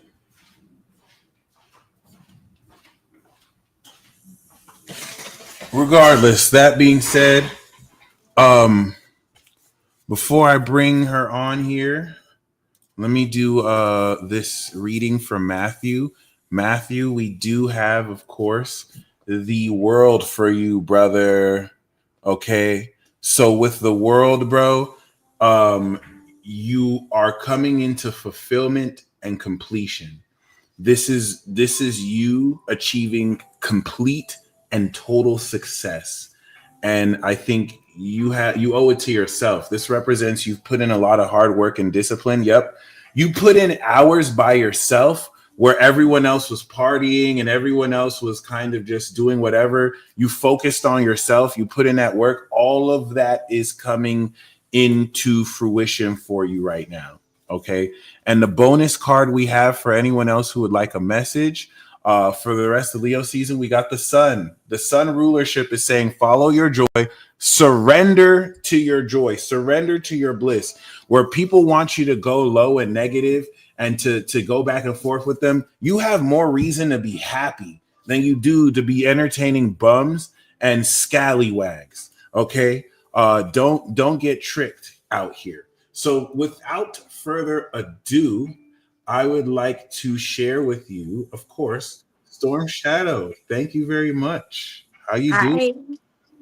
Hi. Thank you so much for having me on. Can you guys hear me okay? I know I can hear you. Okay. Yeah. So, Can you introduce I, yourself real quick for anyone yeah, who's not my aware? name's Bree. I have changed my spiritual name to Storm Shadow, formerly Storm Dancer. Um, I changed it because I realized just how enmeshed in the shadow energies I am. I'm considered a gray eclectic witch. I'm also a master energy healer or worker. I've been doing that since I was a young child, 40 years now. So, and I've been on my path for 38 years. So, claimed my path when I was 6 years old under, surprisingly, a full moon like this. So, we are literally at 38 years for me now. And Mike, I don't know if you realize this or not, but we are 7 years almost to the day that you had me on the first time. Oh, no way. Yes, That's yes. wild. And Yeah. for those who aren't aware, we know your sun is in Sag. What's your moon and rising? So my moon is in Leo and it's conjunct my North Node, fifth house. And then I am an Aries rising. Uh, and if you go to Vedic, I am a Scorpio sun, a Cancer moon, and a Pisces rising. So Wow. I balance myself out. Um, and that has been the platform that I have always preached upon, which is you need balance. You can't have light without dark, shadows, and all of that. So um, that's really where a lot of my essence comes from. I would venture to say that's my soul essence is shadow. Um, so I wanted to come on here because we've got a lot of stuff coming in from the void, which you actually channel a lot of it. Mike, your cards, somebody was being a fly on the wall and spilled the beans on quite a bit. Um, Thank you. That's good to so know. yes, yes. So I'm going to go a little bit deeper onto that. Some of the messages that you gave, and then I've got some cards that I'm going to pull for each sign. And then if you, before we do the card pull, and I just connect from the void, I'm going to let you um, kind of interview the void. So one of the big things, I know a lot of people follow the human resonance scale, and we've been having whiteout conditions. A lot of people have been very thrown off balance. Their equilibrium in the spiritual realm is gone. They feel very almost like thrown back to when they were first awakening and things were coming online. Um, Headaches, general feeling like crap, a lot of physical detoxing. And by that, I mean things coming from either end are working themselves out. A lot of that is just you're overloaded and then you get knocked offline and then you get brought back online. And it's just think of it as a poor cellular connection right now. And with that being said, there are going to be a lot of people who go offline at once, and it's going to feel lopsided to those people who are still online. And then it'll be like a reboot, and people will come back online, and others will go off. By September, everybody will be back online together. However, the people who are getting knocked off don't feel like you're being shunned by the universe or anything. It's just doing a reset of your energies so that when you come back and you are ready to do this major battle that's coming, you're going to be at full strength. So in the past year, I know a lot of people have been feeling things just don't seem quite right. You could see it in the earth, how she is all of a sudden just kind of like going crazy. And I I showed a friend, I predicted the fires, everything that was coming right before it started happening. It was crazy. I remember you Uh, showed me the receipts for that. You had texted her. yeah, yeah. So I want you guys to know that that's going to continue. Okay, so we are going to have more very high Richter scale earthquakes. We are going to have more flooding. We are going to have more fires.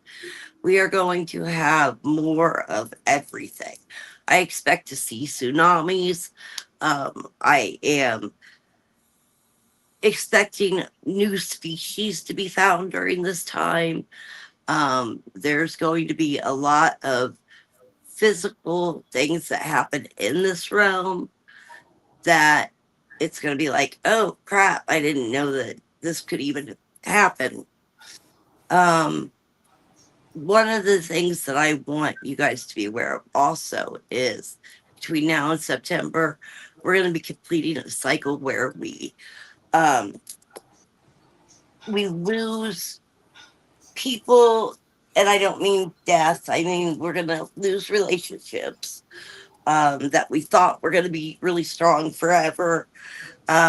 We are almost done with the people trying to be covert and spread names through the mud and things like that. But right now, what you're experiencing is because somebody tried to uh, pass on information to entities that were not supposed to have that information. And when I say entities, I mean aliens. I don't deal with them. You could believe in them or not. I'm telling you, somebody tried to digitalize things that should not have been done. And it just kind of threw everything out of whack. Things are finally going to be back in balance by mid September, I would say. That's Um, after the eclipse too. yep. And I want you to know during this time, if you are somebody who relies heavily on your connection with source and you're having withdrawals or difficulties, or you have difficulty getting back online, one of the things that I'm going to be offering at discount prices, I will even do groups of people to do sanctuary building. Mike has been through this with me. He knows about the back doors. So those are things that you could find in your inner sanctuary that allow you to go through the door and reconnect with source at a more pure level. It's a good thing to have, I think. This inner sanctuary that you can go to and you can commune with your ancestors, your guides, source, um, and then also shielding is a big thing right now. So learning how to do proper shielding and proper shield cleansing, um, learning how to balance, align, and cleanse your own aura and your own energies. Very important also. So that's another thing that I'm going to be offering discounted. I started a new TikTok. It's called Obsidian and Onyx Flame. And what that's going to be about is really energy and magic interwoven. But if you don't want to mess with magic, you don't have to. We're working with energies there. And so I just started it. I would love if you guys would click the link that Mike has put up and give me a follow so I can start doing lives and things on there. But the biggest message I have is be ready for the remaining 4 months to be wild. This is a 9 year. That's Sagittarius energy. We're gonna get buck wild here in a little bit. We're gonna see new modes of communication. We're gonna see um, an uprising of a new set of people who are going to be like trying to create the new world order. Right. So when that happens, instead of like immediately shooting them down, please absolutely give it a chance, because we are getting to that point where we are going to be able to all join together.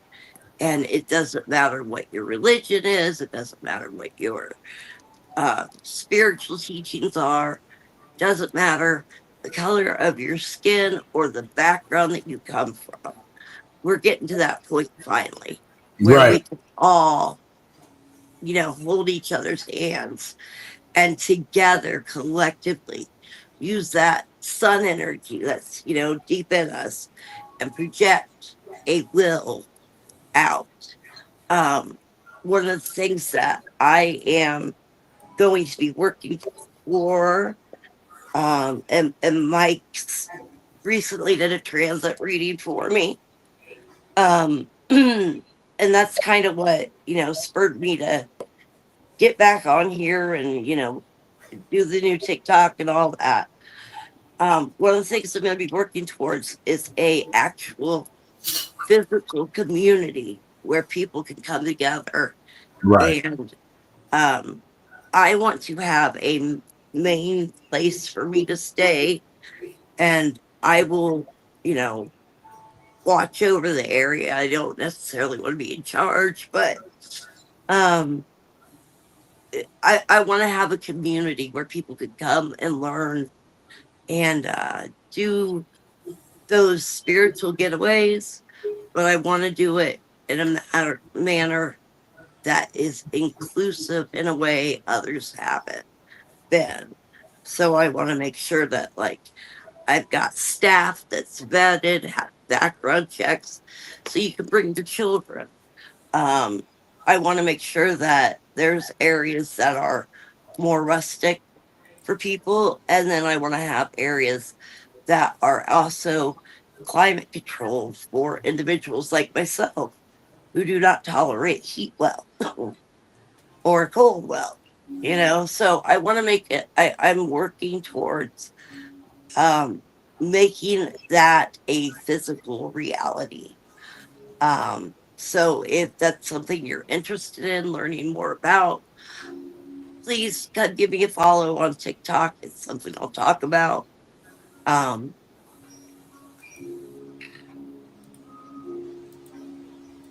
And I do have the links to those below. okay, and they can follow me at on Obsidian and Onyx Flame, or the Brie Cheese Girl. That one's gonna be more into.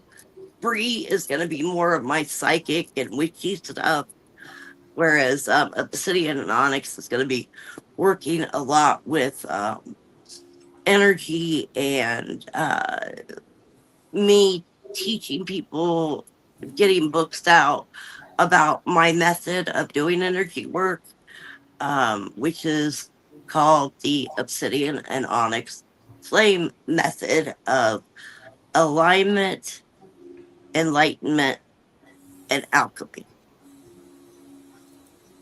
So, Mike, this is your chance to really. Interview you, right? Yes, you may ask questions. Beautiful. I do have a few. Someone had first asked your life path number, and it looks like it's 1. I am a 1. I am a 1. That is That is correct. beautiful. I'm Yes. 9. We got 1 and 9, the beginning and the end. That's so beautiful. Yes. That's awesome.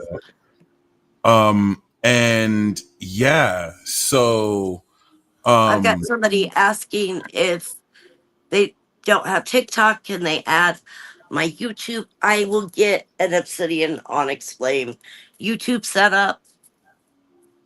So I will do that. Somebody asked what made me choose my name. So originally, when Mike first met me, I was Storm Dancer. I was teaching people how to dance through the storms of life. And then as I've grown, I've figured out that I am Storm Shadow. I am the essence of shadow. And it's my job to try to keep the world balanced. I don't want accolades. I don't want, any of that. It's about balance, teaching, and passing things on to the next generation. And then when it's my time to go, I get to go home. So, and in that, I've learned that I have to sometimes let relationships go, not listen to what people say about me. And so I do a lot of shadow work. So. And he wanted to ask your opinion on dragons. I think you do work with. I do work with dragons. Right. I do. So dragons have been, if you look at some of the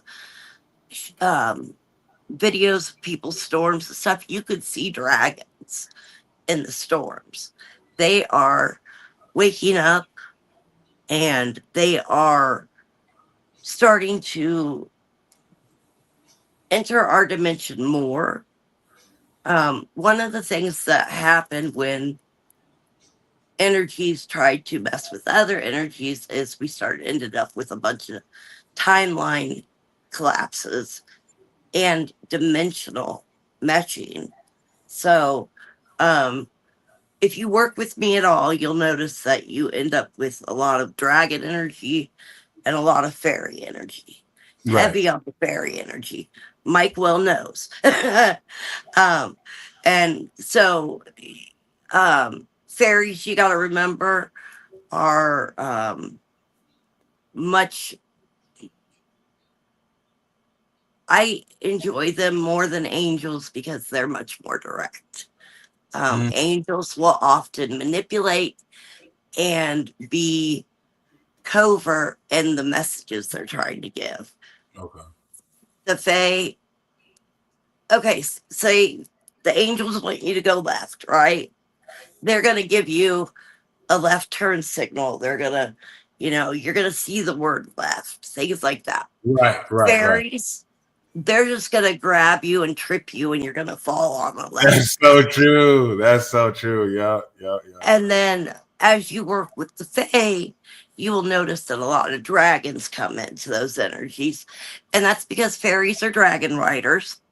Oh.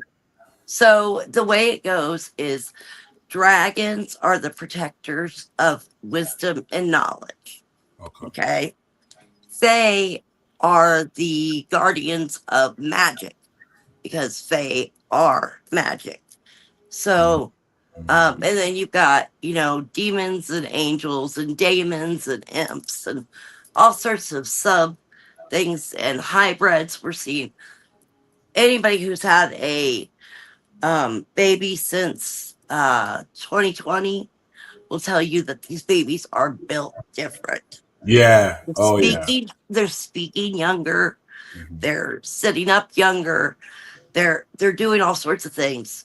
And it is our job collectively to not let them lose their magic. Right. So, really working with childlike energies and putting that out there and putting out their protective energies towards all children. It's very important right now because that is the only way we are going to have a future on this earth. True that. So, it's really important for each one of you to sit down and look at what energies you are working with, right? Mhm. And catalog it.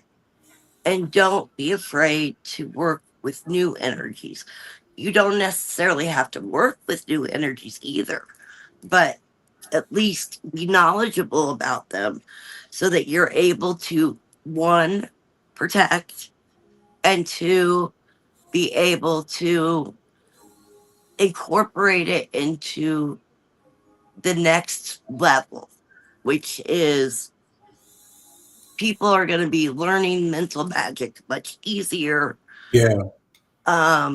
And also, we're going to be dealing with a lot more energy that is multi-dimensional in itself. I have a Um, quick question for you regarding that because that just kind of inspired me. Ever since Pluto came in Aquarius, the feeling is like people who just discovered psychic ability trying to use it to control people and be manipulative and kind of like psychologically condition and prey on that. That's what it feels like getting jumped vibrationally and from like a collective unconscious essence.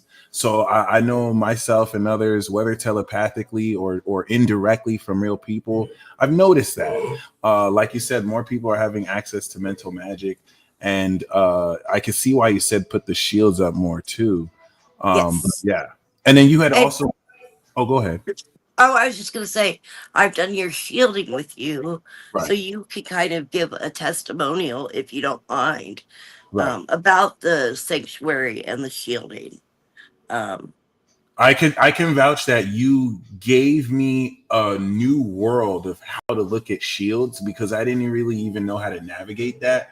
But you helped me look at it in a way that's both real and abstract, practical, and like be metaphysical. And I really do appreciate that. And I would love to have you back on, maybe if just to do like a shield tutorial, so we can like absolutely. you know what I mean? I remember that time you had told me I was like the guardian of the angel realm. I'm not Hmm. sure if anything's changed since then or like we've upgraded You've that. got,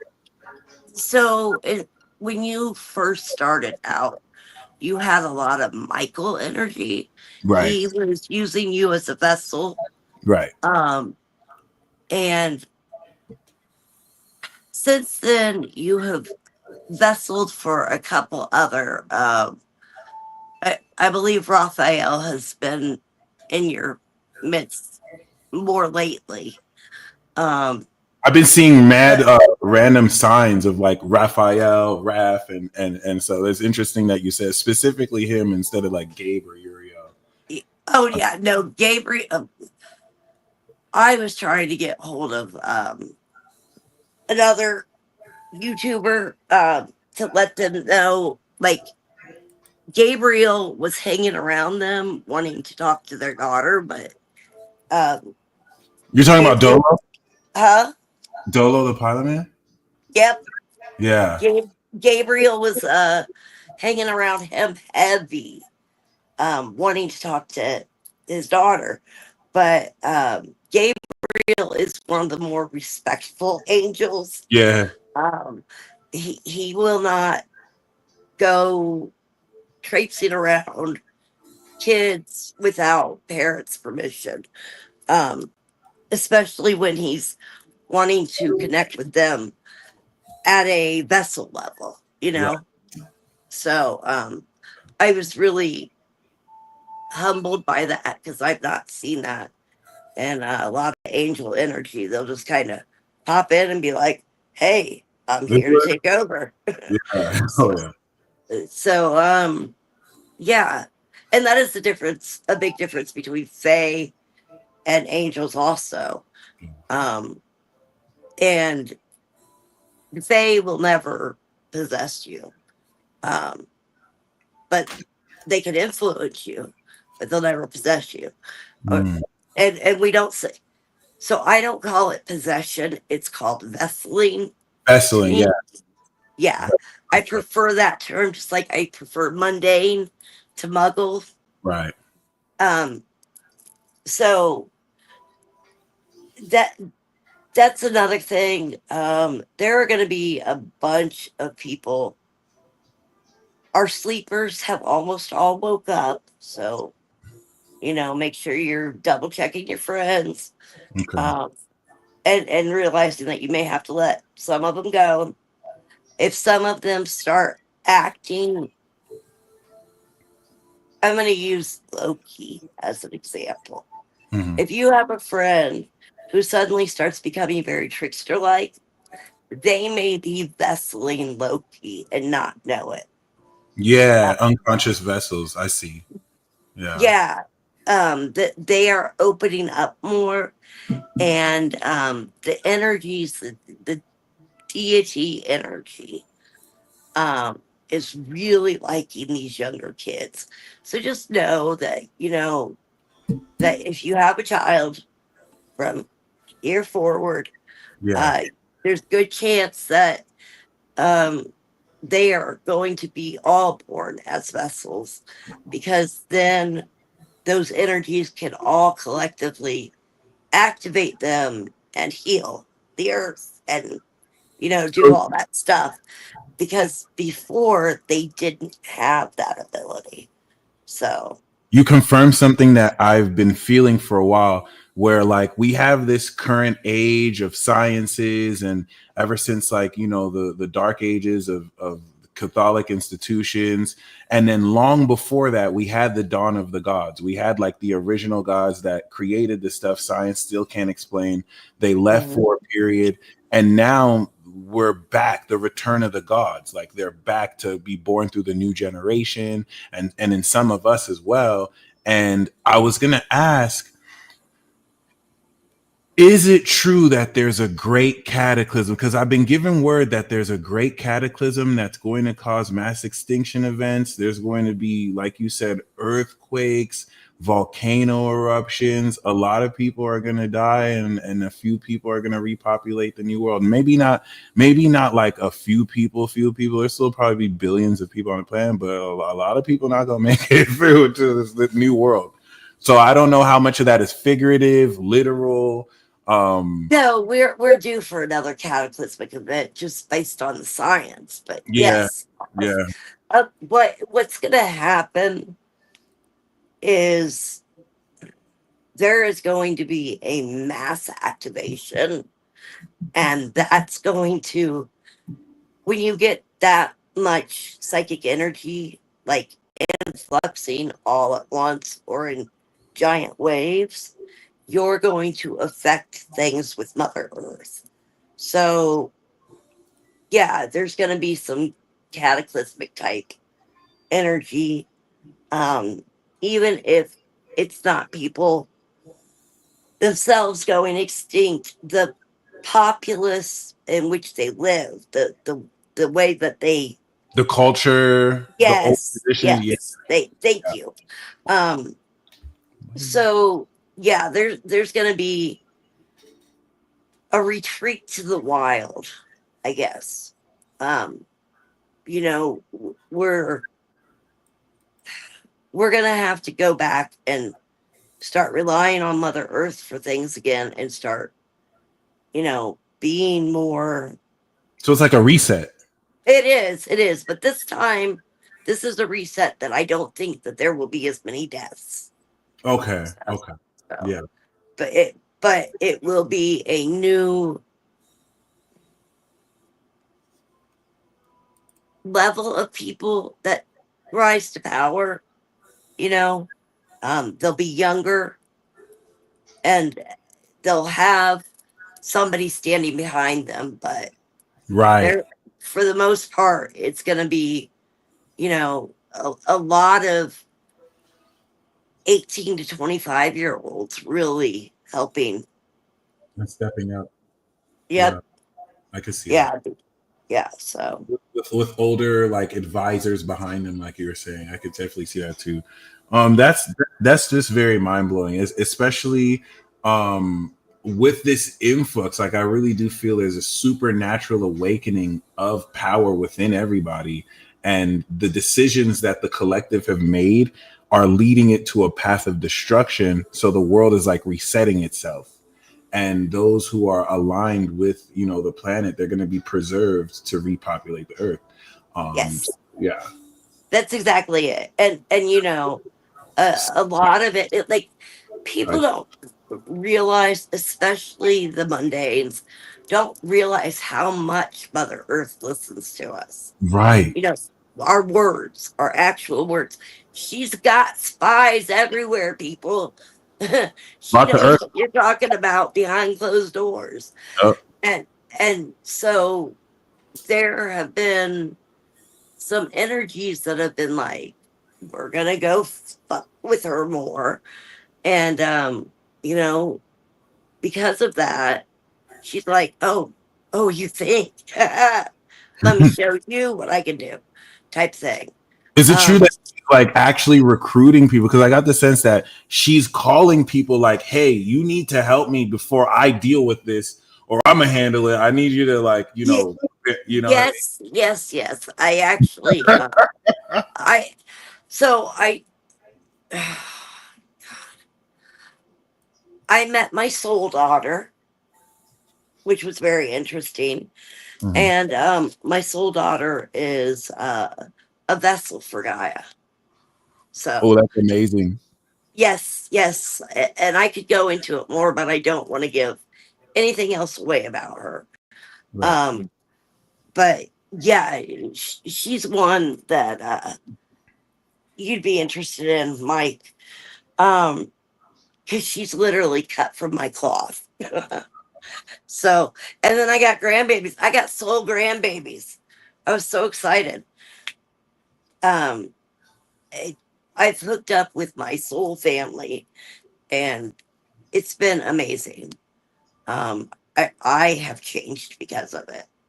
So, that's something else that some of the gurus and people out there who are like, I know what I'm doing, we have to accept that change still happens with us. And we have to be able to embrace it and recognize that it might throw our little worlds for, a loop de loop, but still power through, and you're going to get back to where you were feeling balanced, but you're going to be leveled up greater than you ever thought. Okay, so there's a massive leveling up that's occurring with this. Yes.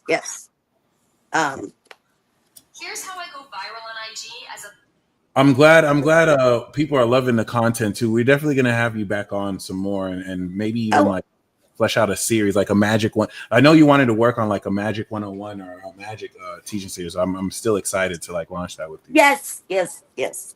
I am going to be, so that is another thing I'm going to offer is if you want to have me as your mentor and work with me one on one, I again will be deeply discounting those prices up through September. So if you sign up during my discount period, it doesn't matter when you start. Your price is going to be the same. Groups, if you can get 2 or 3 people together, even better. You split the cost, and I teach you all at once. So, um, and then there are a couple series that are going to be available for purchase and download. I will make them very economically accessible for everybody. So, Beautiful. um, what else you got for me? I feel like you've got more questions for me, Mike. And like Uh, we're doing Lionsgate Energy right now, so right. No, thank you. I think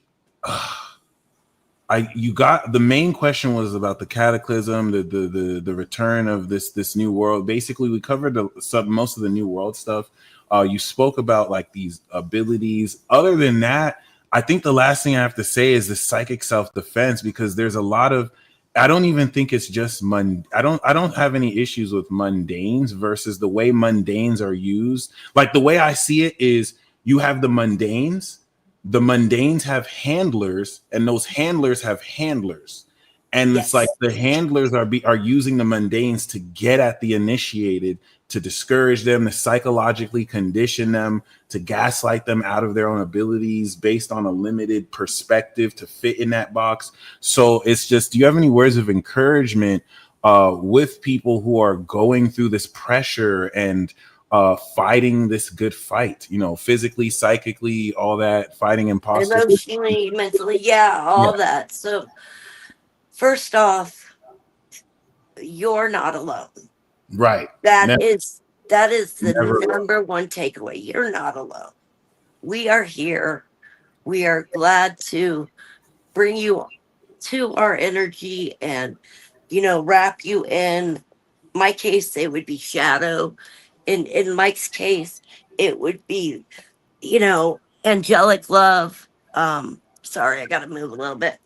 But we are here to help you vibrate higher. Right. So if you're working with somebody and excuse me, and you don't feel yourself elevating, then that's probably not the one for you. So first, that's it. You're not alone. Two, maintain your discernment, maintain your clarity. Don't let somebody who throws shadow over the light, or who throws too much light into the shadow, follow your gut. Okay. Okay. And the third thing is write something down to keep with you for those days that you're having a really bad day. Mm. Keep something close to you that reminds you that there is beauty. You may not always be able to see it, but there is beauty in the world and within you. And I think that is it. Those are my words. No, that's beautiful, and we will have you back on. To I think the next thing we should do is like an introduction to shielding. Yes. Elisha asked, "What are some ways you can ground yourself with all this extra dimensional activity?" And then after that, you can go straight into reading whatever cards you want as well. Okay. Okay. Yeah. On that, I've got 4 cards for each sign, so it's gonna be a little bit long, but All right. we'll get it. Grounding. We always say, walk barefoot outside, hug a tree, something like that. Other simple ways of grounding are to have a potted plant that you could stick your finger into. Okay. Crystals. Crystals are always a wonderful source of grounding. Whether you wear them as jewelry, you have them around your house, you carry them in your pocket. That's something I'm offering also, is crystal consultations, so that you can be hooked up with the best crystal for you. Okay. I'll either have it or somebody else will. So, but crystals are a huge thing, and the more that we can get those out there and aligned with the ley lines, that's going to help people too. Okay. So, grounding is really about you pushing energy down, releasing it back to Mother Earth and the universe. So if you can visualize that, it helps. And then if you could visualize her energy coming up around you and like wrapping around you and then going up, that helps too. Okay. So those are my best words for grounding. I really like the potted plant thing because it's so easy to get an aloe vera plant, put it in your room, and when you go check it, just touch it, ask it to help you. So Sweet. I'm gonna be doing bonsai trees here soon, That's what's up. right? I have a couple willows growing in my room or in my kitchen. All right. So I am going to name the decks that I'm using. So if you want to purchase it, you can go seek it out. This first one is for the Woodland Wardens. And I'm pulling for Aries first. Aries, you got the Finch. You got romance. That's so you. So be prepared to have a romantic situation come up. Choose to embrace it or not. Whether you're attached to somebody or not, just allow yourself to feel that. For me, romance is about passion and actions and doing things together. So allow yourself that time. Okay. The next deck I'm gonna read from is called Hard Truths, and red flag is what you got. You're ignoring critical warning signs that indicate trouble ahead. Reassess your choices now to prevent bigger issues later on. So, that is actually a good one for everybody. Is don't forget to take time to stop and reassess things frequently during this time. Because we're in a maze of energies, people. As they come in, you might start to feel lost. So, all right. You got momentum. Energy is moving swiftly, and progress is accelerating. This is the time to focus on your goals and maintain direction. Opportunities are unfolding quickly. Stay adaptable and ready to act.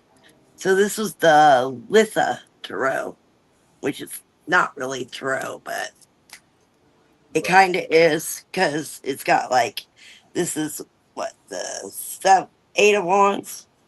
So, the last one is True Intentions. So this is going to be Aries. Unfortunately, there is something difficult I need to share with you. So this sounds like you're going to have something coming in that's going to try to throw you off balance. So set a focus point, keep moving forward. Okay? Bad news, it's okay to sit in it for a little bit, process it, but don't unpack your bags and live there. Okay? We've got Taurus next. The Mouse and the Buttercup is all about innocence. So I feel like this is talking about you having a child, being more childlike, or being exposed to more children.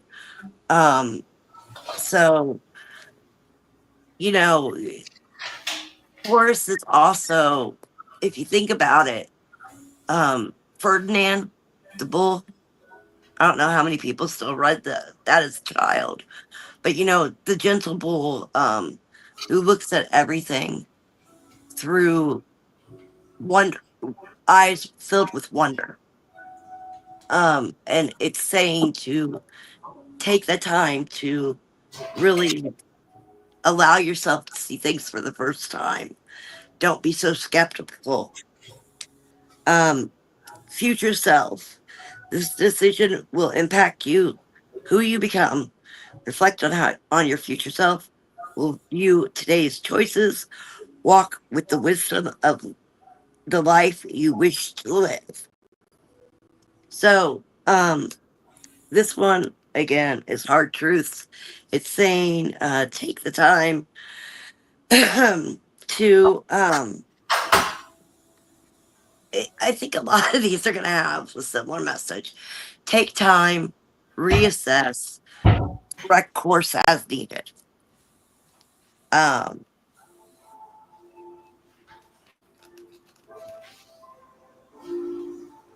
all right, confidence, your strength and charms and charisma are shining brightly. Trust your ability to inspire and lead.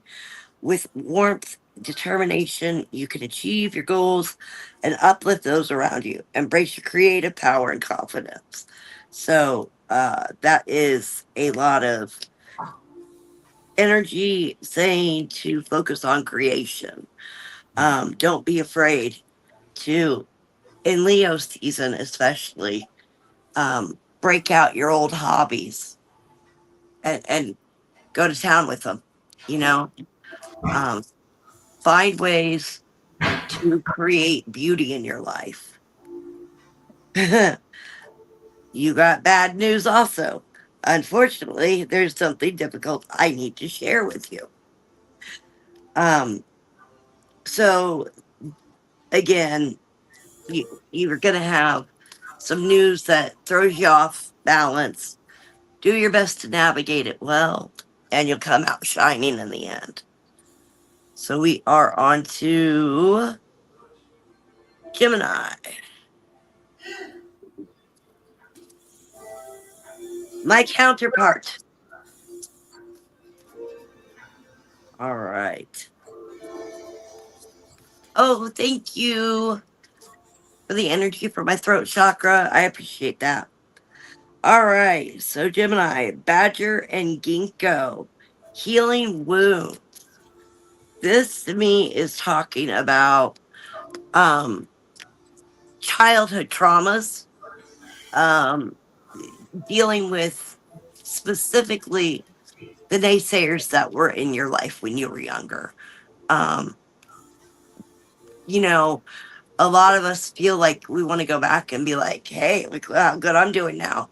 Um, it, if that's something you really feel drawn to do, go for it. But I think that it's really best to sit in the energy and know that you have just done so much more than anybody thought you could, and be like, and move on. Write it down. Okay, I swear I am shuffling these, but future self, the decision you impact who you become reflect how your future self will view today's choices. Walk with the wisdom you wish to live. Um, so again, like I said, a lot of these are going to be about taking time, looking at your choices. Mystery. The path ahead may feel unclear, but your intuition is lighting the way. Trust the unknown and allow it to guide you. Hidden truths will reveal themselves in time. Stay present and connected to your inner wisdom. You hear that, Mike? Yeah. Trust in yourself. All right. I hear that. Well, sorry, cards flipped the wrong way.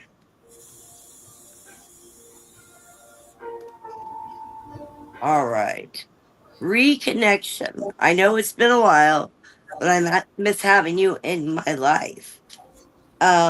So you're gonna have somebody come back from the past that it was I'm feeling like it was actually a mutual split and you guys will come back together. Whether this is friendship, lover, family. I feel like for some of you, there's a lot of you went no contact with your family, but there was a certain person that you didn't really want to cut out. However, at that time, you felt that you had to. You guys are going to bump into each other and things, so you'll be able to reconnect with this person. Um,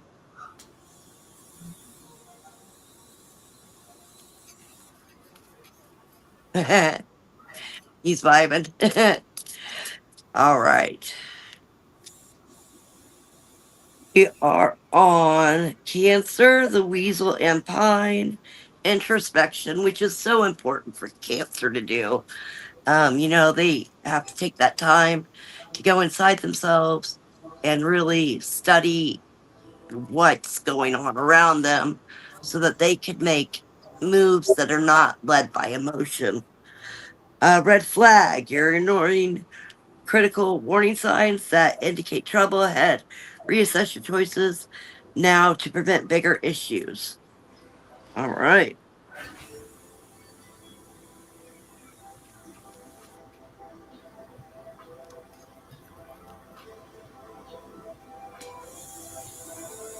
All right. Cancer. Loss. You may be dwelling on what has been lost, but healing begins when you turn towards what remains. Acknowledge your feelings and focus on the opportunities still available. Growth often emerges from adversity. So, if you're dealing with something that you thought or felt like was the end of the world or the end of your world, um, just know that adversity can help bring greater things sometimes. It sucks, but again, we don't unpack our bags and live there. False promises. I will tell you what I think you want to hear, even if I know it's not true or attainable. That's telling me that there are people around you right now, Cancer, that are telling you things that you want to hear, but are not going to lead you in the proper direction. They're actually draining your energy. Think energy vampire. All right. Leo, loyalty, the hound and the pair. Um, this to me is talking about knowing who in your group you could be loyal to, not betraying that loyalty, um, and making sure that you have all your answer or have all your intel before you make assumptions and break things. Um, Red flag, you're ignoring critical warning signs that indicate trouble ahead. Reassess your choices and prevent a bigger issue later on. I swear to God, I am really shuffling these.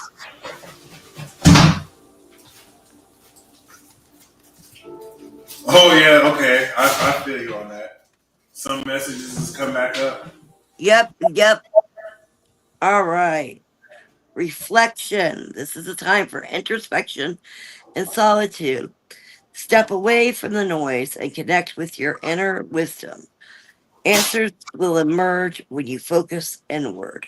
Trust that this pause will bring clarity and help you align with your higher purpose. This is another one. Go inside, reassess things, make sure you're not going on the wrong path, make sure you slow down before you act, which can be very hard for Leos to do. Sometimes they charge forward being a fire sign. Sabotage. I'm deliberately working to undermine your efforts and place obstacles in your path.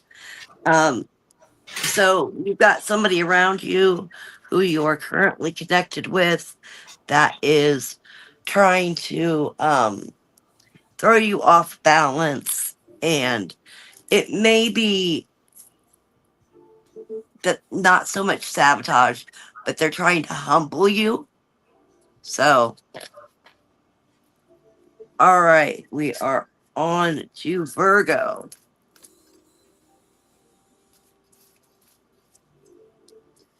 All right, the mouse and the buttercup, again about innocence.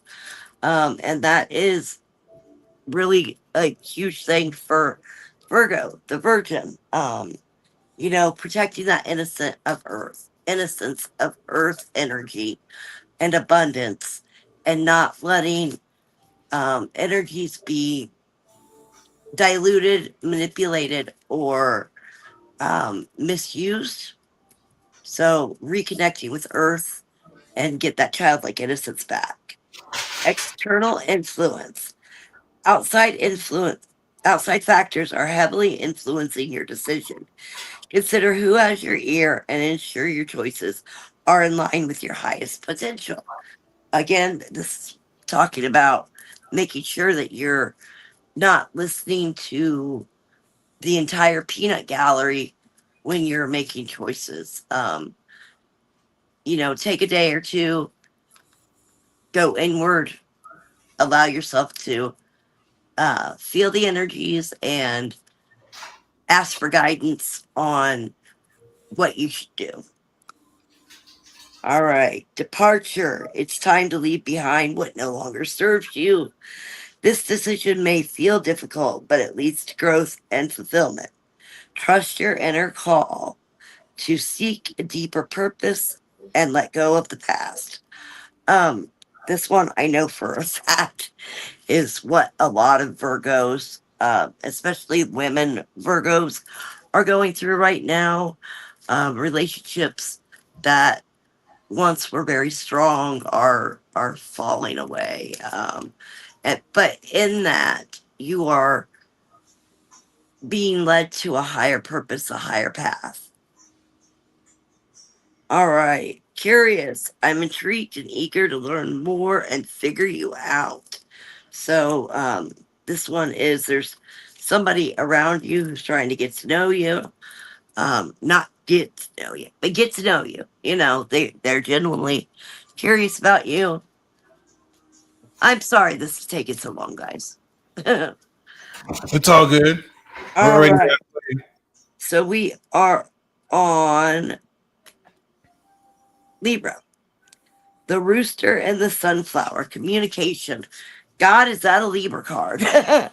um, Libras, be very careful with how you communicate right now. I'm getting a picture of like a silver tongue, and you normally don't rock the boat, but lately your energies have been rocking the boat, and you've just been silver tongued and hurting people unintentionally. So reevaluate that. Try to find that balance that you have within you again. Entitlement. You believe the world owes you something and it's blinding you to the growth that comes from earning it. Figure it out on your own. Figuring it out on your own will always be worthwhile. So that can be a very Libra thing too. Yeah, don't get too entitled. Don't get in the I only do this because it allow yourself to grow, allow yourself to experience other energies. Um, you know, pick up a new hobby. Don't feel like it's going to be perfect and like, drop it when it's not perfect. Give yourself time. All right. Persistence.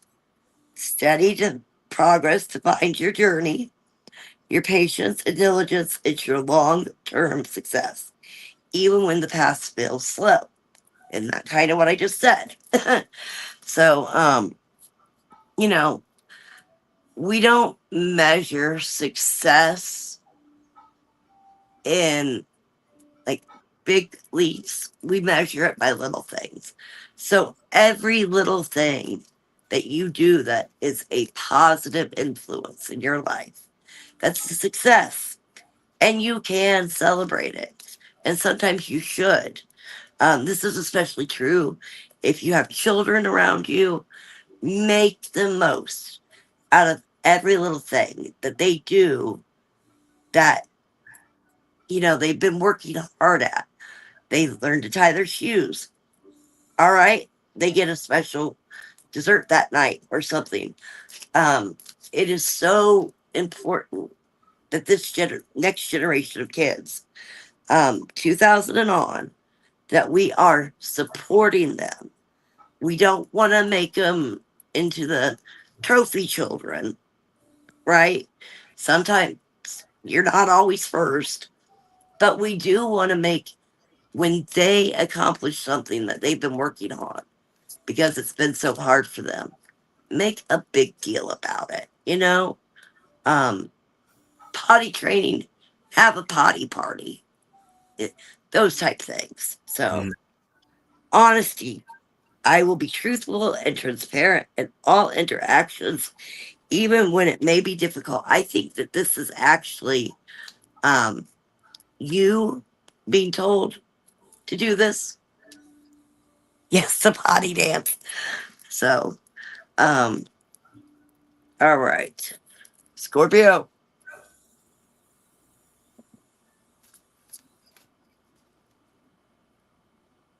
Maybe the Rugrats, yeah.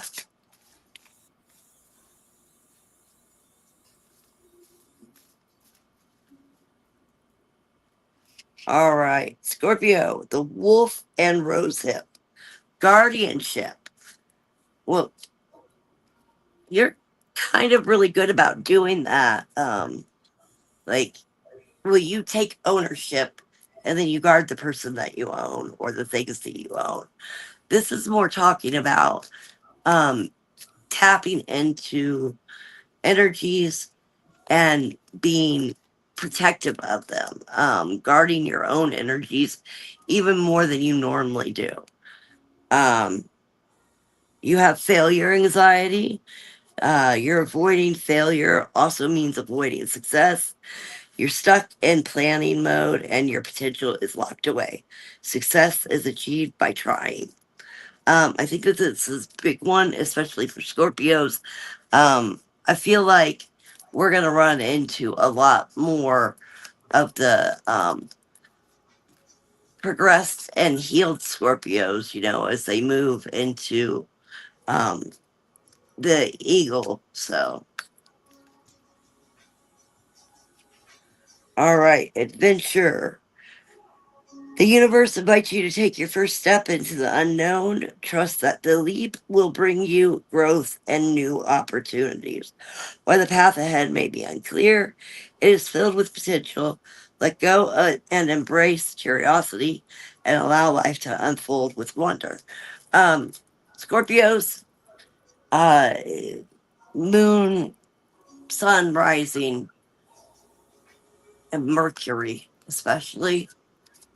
Allow yourself to immerse your life in new wonders. Become the perpetual student that Sagittarius is. Envy. I resent that I have what I have most desired. So, oh wait. I resent that you have what I most desire. So I will belittle your successes to make myself look better. Um, Scorpios, don't do that. If you catch yourself doing it, you need to step back, reevaluate things so that you can make that evolution. Also, if there's somebody around you who is naysaying you and who, this is the proverbial prom dress thing where two girls go to the dress shop, they both see a dress that they like, and they both try it on, and the one friend is like, no, that's not you, let's try this one, and then she ends up buying that dress, you know, or that type of thing is going on in your life. So watch out for that so you can nip it in the bud. Call people out. That is part of being um integral with your life. It's being willing to stand in that truth and call people out on their bullshit. So, the sheep and blackberry is devotion for Sagittarius. Um, so this is saying that it's time to stop being so erratic at this time. Allow yourself to concentrate on one thing. Focus on that one thing and get through that. And once you've got it under your belt, then move on. Because we Sagittarius are notorious for having doom piles where, we go through and we know where everything is, but we've got 20 projects we've never finished. Failure anxiety. Avoiding failure means avoiding success. You're stuck in planning mode and your potential is locked away.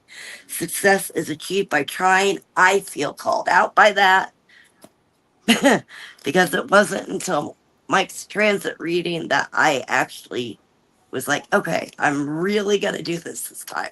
I'm going to get it off the ground. And I was like, Mike, can I come on? I got words. Right. All right, compassion. You embody emotional wisdom and care, creating a loving space for others. Your deep intuition brings understanding and nurtures harmony. That's good. We want to keep that kind of energy within us, Sagittarius, because it is so important. We, with being a 9, you're the completion of things. And we don't want people to get to the end and be exhausted and not be able to celebrate and really use what they've learned. We got to have the you can do it people, and when people start to fall behind, be willing to take a step back and help them. Honesty. I will be truthful and transparent in all interactions, even when it may be difficult. So honesty is one of the things that I stand on. My principles, so you guys know, are I try to live my life in a way that balances things out. I can use light, dark, shadow energies. I work with them all because they all can offer different things. And dark doesn't always mean bad. Light doesn't always mean good. Um, and my oath, I guess, is to walk integrally with honesty and honor. And with that being said, if you ever come to me and we're doing stuff, um, healing work, I don't touch your energies so much as I direct them. I try to never touch somebody's energies without their permission. So you guys know that. All right, we are on to Capricorn. Honesty is key in all relationships. If there's not honesty, then and truth, if you can't trust somebody, there's no relationship. The ram and the dahlia. Determination. Well, I find this kind of funny. That's the Capricorn card. Very fitting. So, even though I know Ram is Aries, but that one looks very much like a Capricorn. Just the side eye. So, Capricorn, keep working towards it. Your determination is going to get you to the end. Misread signs. You're misinterpreting signals, wandering off course. Reevaluate and follow the path of natural flow. Capricorn, you can't control everything. It's just that simple. You can't control everything, and not everybody is a workaholic. Sometimes other people need to rest and be okay with it.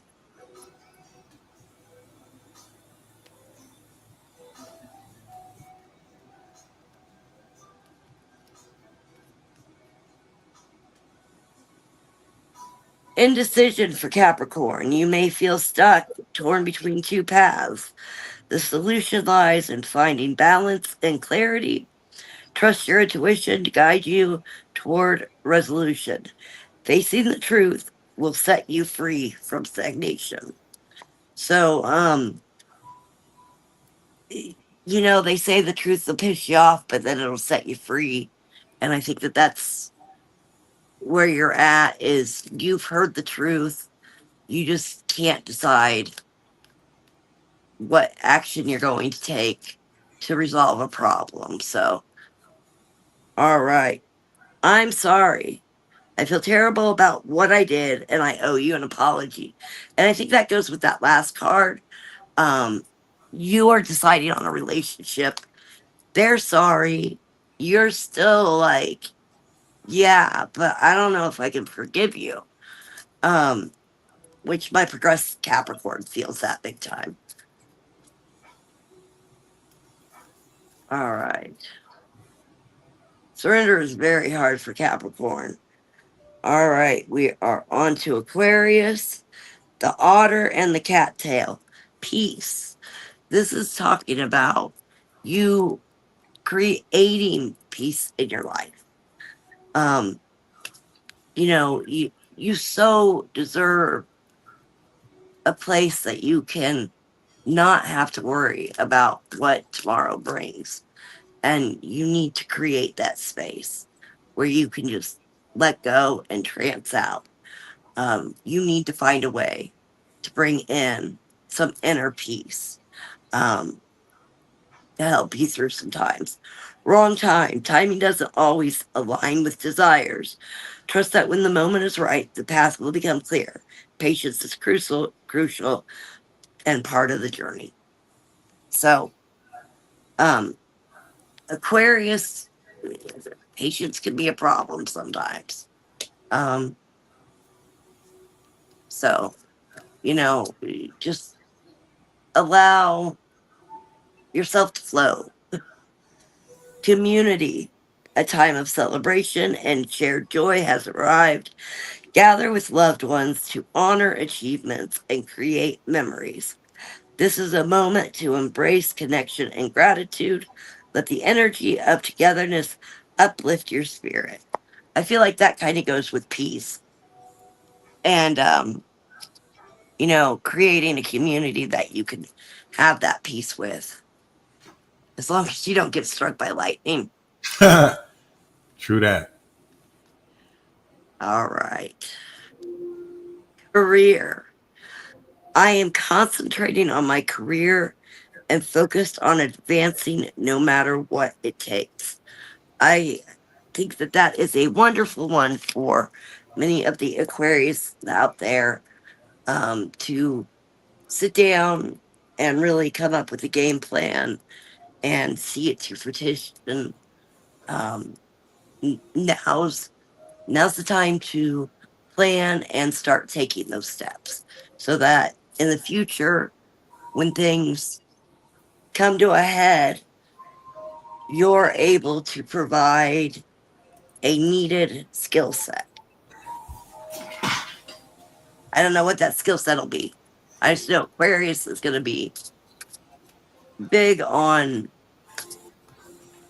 helping rebuild community. All right. So for Pisces, we have the weasel and pine. Again, that's introspection, which is, again, a really good one for water signs right now.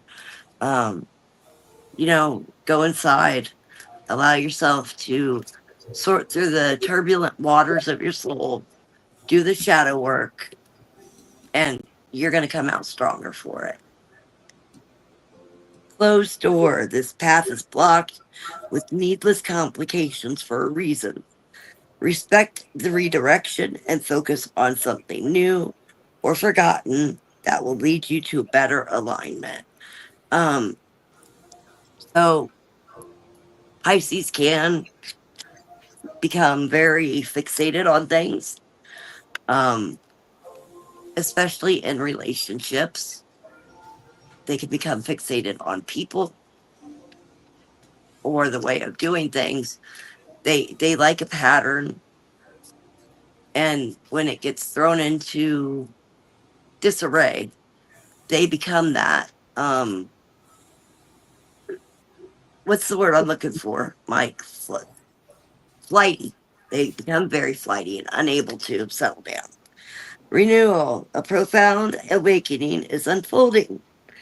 This is a chance to shed old layers and step into your highest power.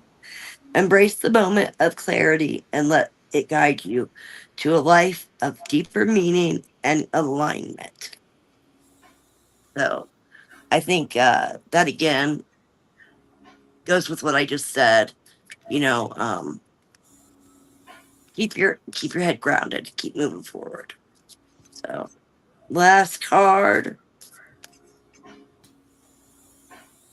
reconnection. I know it's been a while, but I miss having you in my life. I feel like that this is you wanting to reconnect with somebody. So I think that you need to look into that. And I think you need to decide, look at past relationships with said person before you move forward. I just feel like you may be opening a can of worms that's way too big for you to handle. So, and that concludes my reading for the masses. Beautiful. Thank you, thank you. That was amazing. It was Thank long. I'm sorry it was so long. I hope I didn't lose a ton of people along the way. No, it's all good. It's all good. We appreciate having you. I'll definitely contact you in order to at least we can talk about shields next and discuss more of that, like we were mentioned. And other than that, thank you guys for tuning in. I think this is one of the best pick a card readings we've done so far in this cycle and series. As always, please subscribe to join my app. You can join for free. You can join one of the tiers. Feel free to, whether you're a YouTube member or not. If you're a YouTube member, you'll be able to catch this replay. If you're on the app, you'll be able to get it over there. So yeah, we're gonna conclude here. I'm gonna head out. On Saturday, I'll do the full moon in Aquarius ceremony, and you can look towards a magic moon message tomorrow. So you all stay blessed as always. Bree, thank you so much. This was very amazing. Please click the links below to support her and to check out her pages. And you guys have a blessed weekend. Let's make the rest of the Leo season. All right. Peace out, everybody. I'm gonna run this real quick.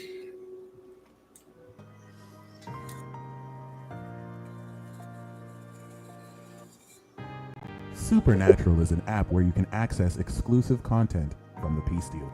On the app features 2 seasons of the Midheaven podcast featuring Beyond the Veil. We also have Mystical Illuminations Television, which features membership exclusive content like the monthly tribe reports and the replays of the monthly peace reports we do every month. We also have exclusive series like World War Zero and Astrological Profiles. These series are examples of content that you can access on the app before they are eventually scheduled to YouTube and other social media platforms. For example, my Planets Through the Sign series will be scheduled to release once a week. However, as they are uploaded on the app, you will have full access to the entire series weeks before any of them appear on any other platform. We also offer easily accessible and interactive courses like my Astro 101 to Astro 105 series that give you a thorough introduction to astrology. We will also be periodically adding courses, and as those courses are available, members will be able to access them. We also have an amazing community that you are most welcome to join and chat with other like minds. It is not necessary to subscribe in order to use this app, as there is also a free default access plan that will give you access to most of the series in the app that are free and publicly available. In order to join, go to the website supernatural.passion.io. You can alternatively download from the App Store passion.io. Once the app is downloaded and it asks to find an app, simply type in Supernatural. Once the app itself is approved by Google and Apple, You will only need to type in Supernatural in the App Store and it will pop up. But until then, those are two alternative methods you can use to join us. So with all that being said, I look forward to you joining us on the other side as you become supernatural. Boom.